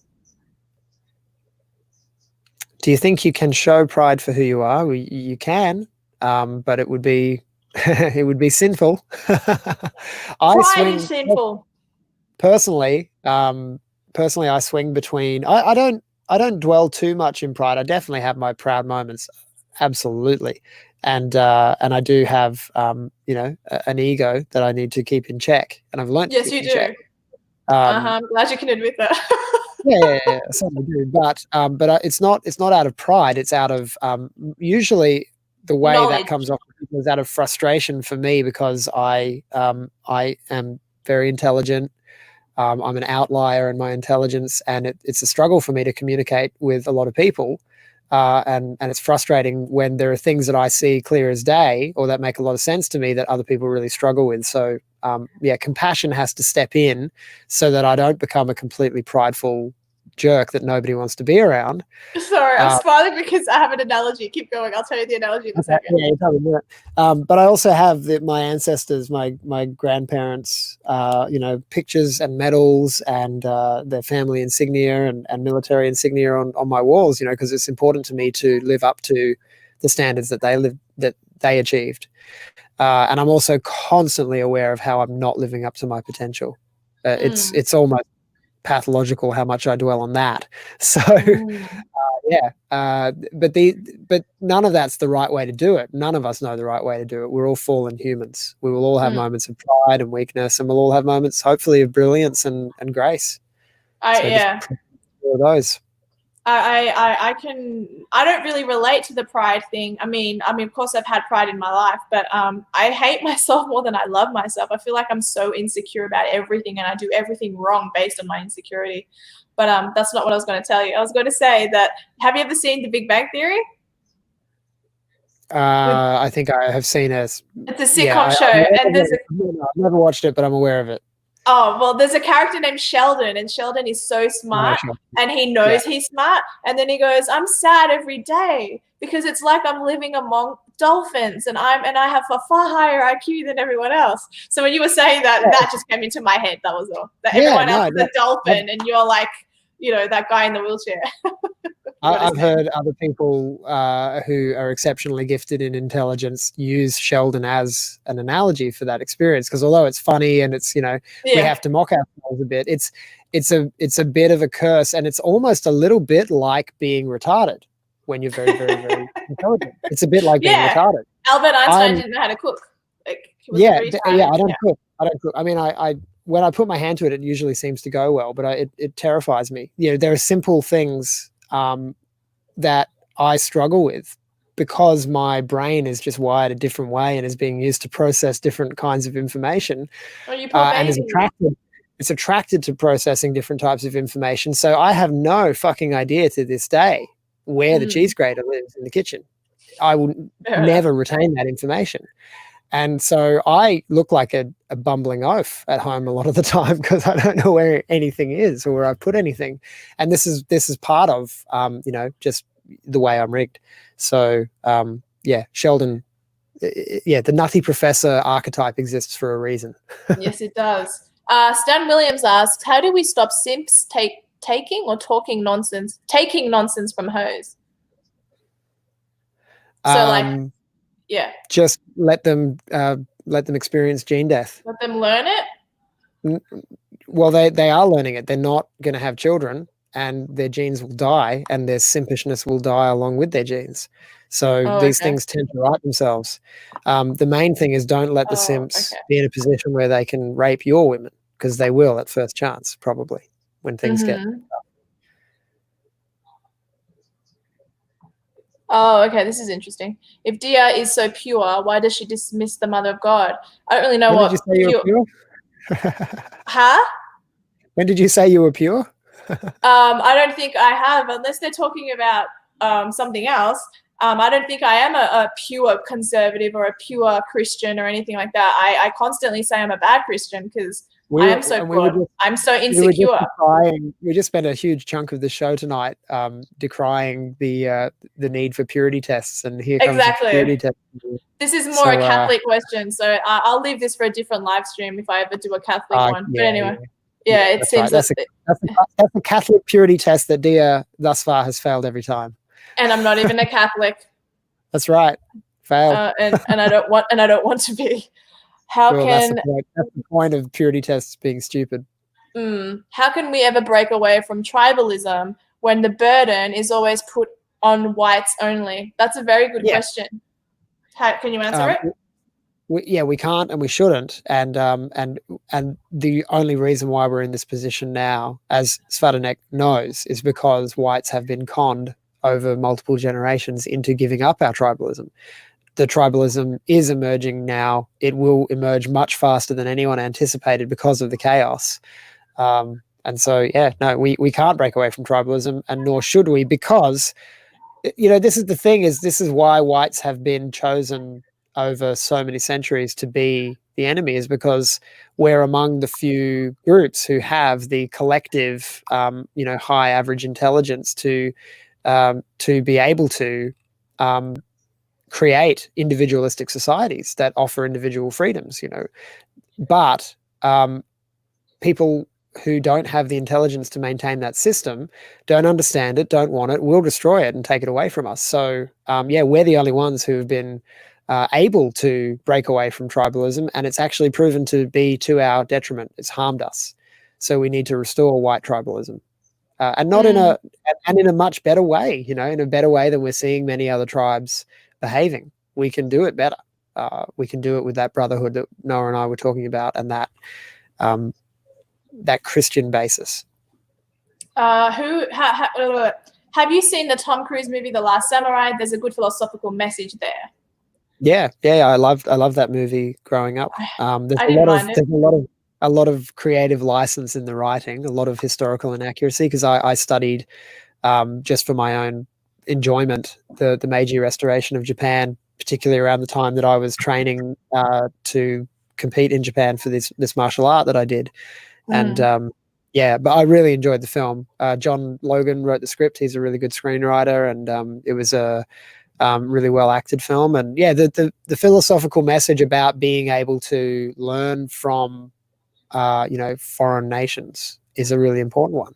And this is something that I always promote, is that, you know, my people have been wanting me to call myself a white nationalist. I understand why, because it's easy to just put me in that box. But I don't think it's a very accurate description of my views. But people who have put me in that box of being a white nationalist think that potentially comes with me having a sense of disgust or dislike for all other cultures. But it's, it couldn't be further from the truth. They're not all equal. There's some cultures I have no interest in at all.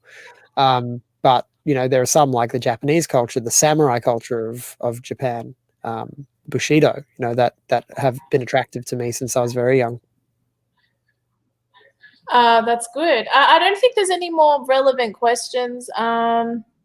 Like people are not talking about the things that are currently relevant. So I think we're pretty much done, unless you want to answer any of the questions there that you see. No, Okay. it'll just go on and on and on if you keep throwing questions at me. You know me, Dia. You just I say know 2 you words. well. I've got an essay for you. Yeah, exactly. Yeah, you don't. But some people seem to enjoy it, so I'll do it publicly. Yeah, no, it's good stuff. Well, by the way, I got my microphone finally in the mail, so I'll talk to you about the microphone off camera because you know what I'm referring. Yes. Yeah. With my Revoy mouth. No one's ever seen the silent grin before on me. So we'll talk about the microphone. All right.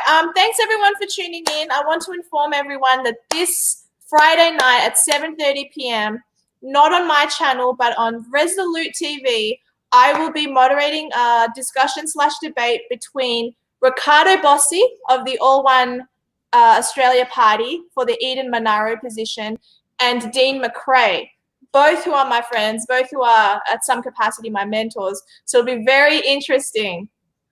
I don't think it'll be blood sports, though, from what I know of both of those men. It's not going to be blood sports. Nah, it's not going to be. They're both great. Like, I have far more in common and politically with Ricardo than I do with Dean. But Dean has been such a great friend and taken me under his wing. So I'd be fine if the two of them managed to make some sort of an effect for the Eden Monaro seat. Yeah, awesome. Well, that'll be interesting. Yeah. So, I mean, Ricardo is more of as I understand, more of a Christian conservative. Dean's more of a libertarian. Dean's an evil atheist. An atheist libertarian too, right? Indeed. Yeah. But a good man. Oh yeah. I like Dean. He's a good fellow. Yeah. We were just saying off the air before how kind he is. Yes, we were saying that off the air. Yeah, and you need to come on Resolute TV. And you need to work, and you need to respond to those emails about I thought I did today. There's only maybe you did. 2 emails I need to catch up on. Apparently, we need a few more little graphics. That's all. Oh no, I did. I've been in touch with Dean. Oh, okay, cool. All right. So I should have said that on camera. And he said that he'll come back to me when he's ready. So I'm waiting. The ball's in your court, guys, as far as I know. There you go, Dean, if you're watching, wherever you're watching from. But anyway, all right. Well, thanks, everyone. Dia is bigoted. Maybe. I think everyone has to end on. Thanks, I think everyone has you're a ray of sunshine, sweetheart. Great to have you here. Just, bringing your good vibes. Yes. She keeps me on my toes. It's fine. All right. Bye, everyone. Having you, bigot. Good night, everyone. I love you all. God bless you, even the bigots, which means me. Bye, everyone, and broadcast.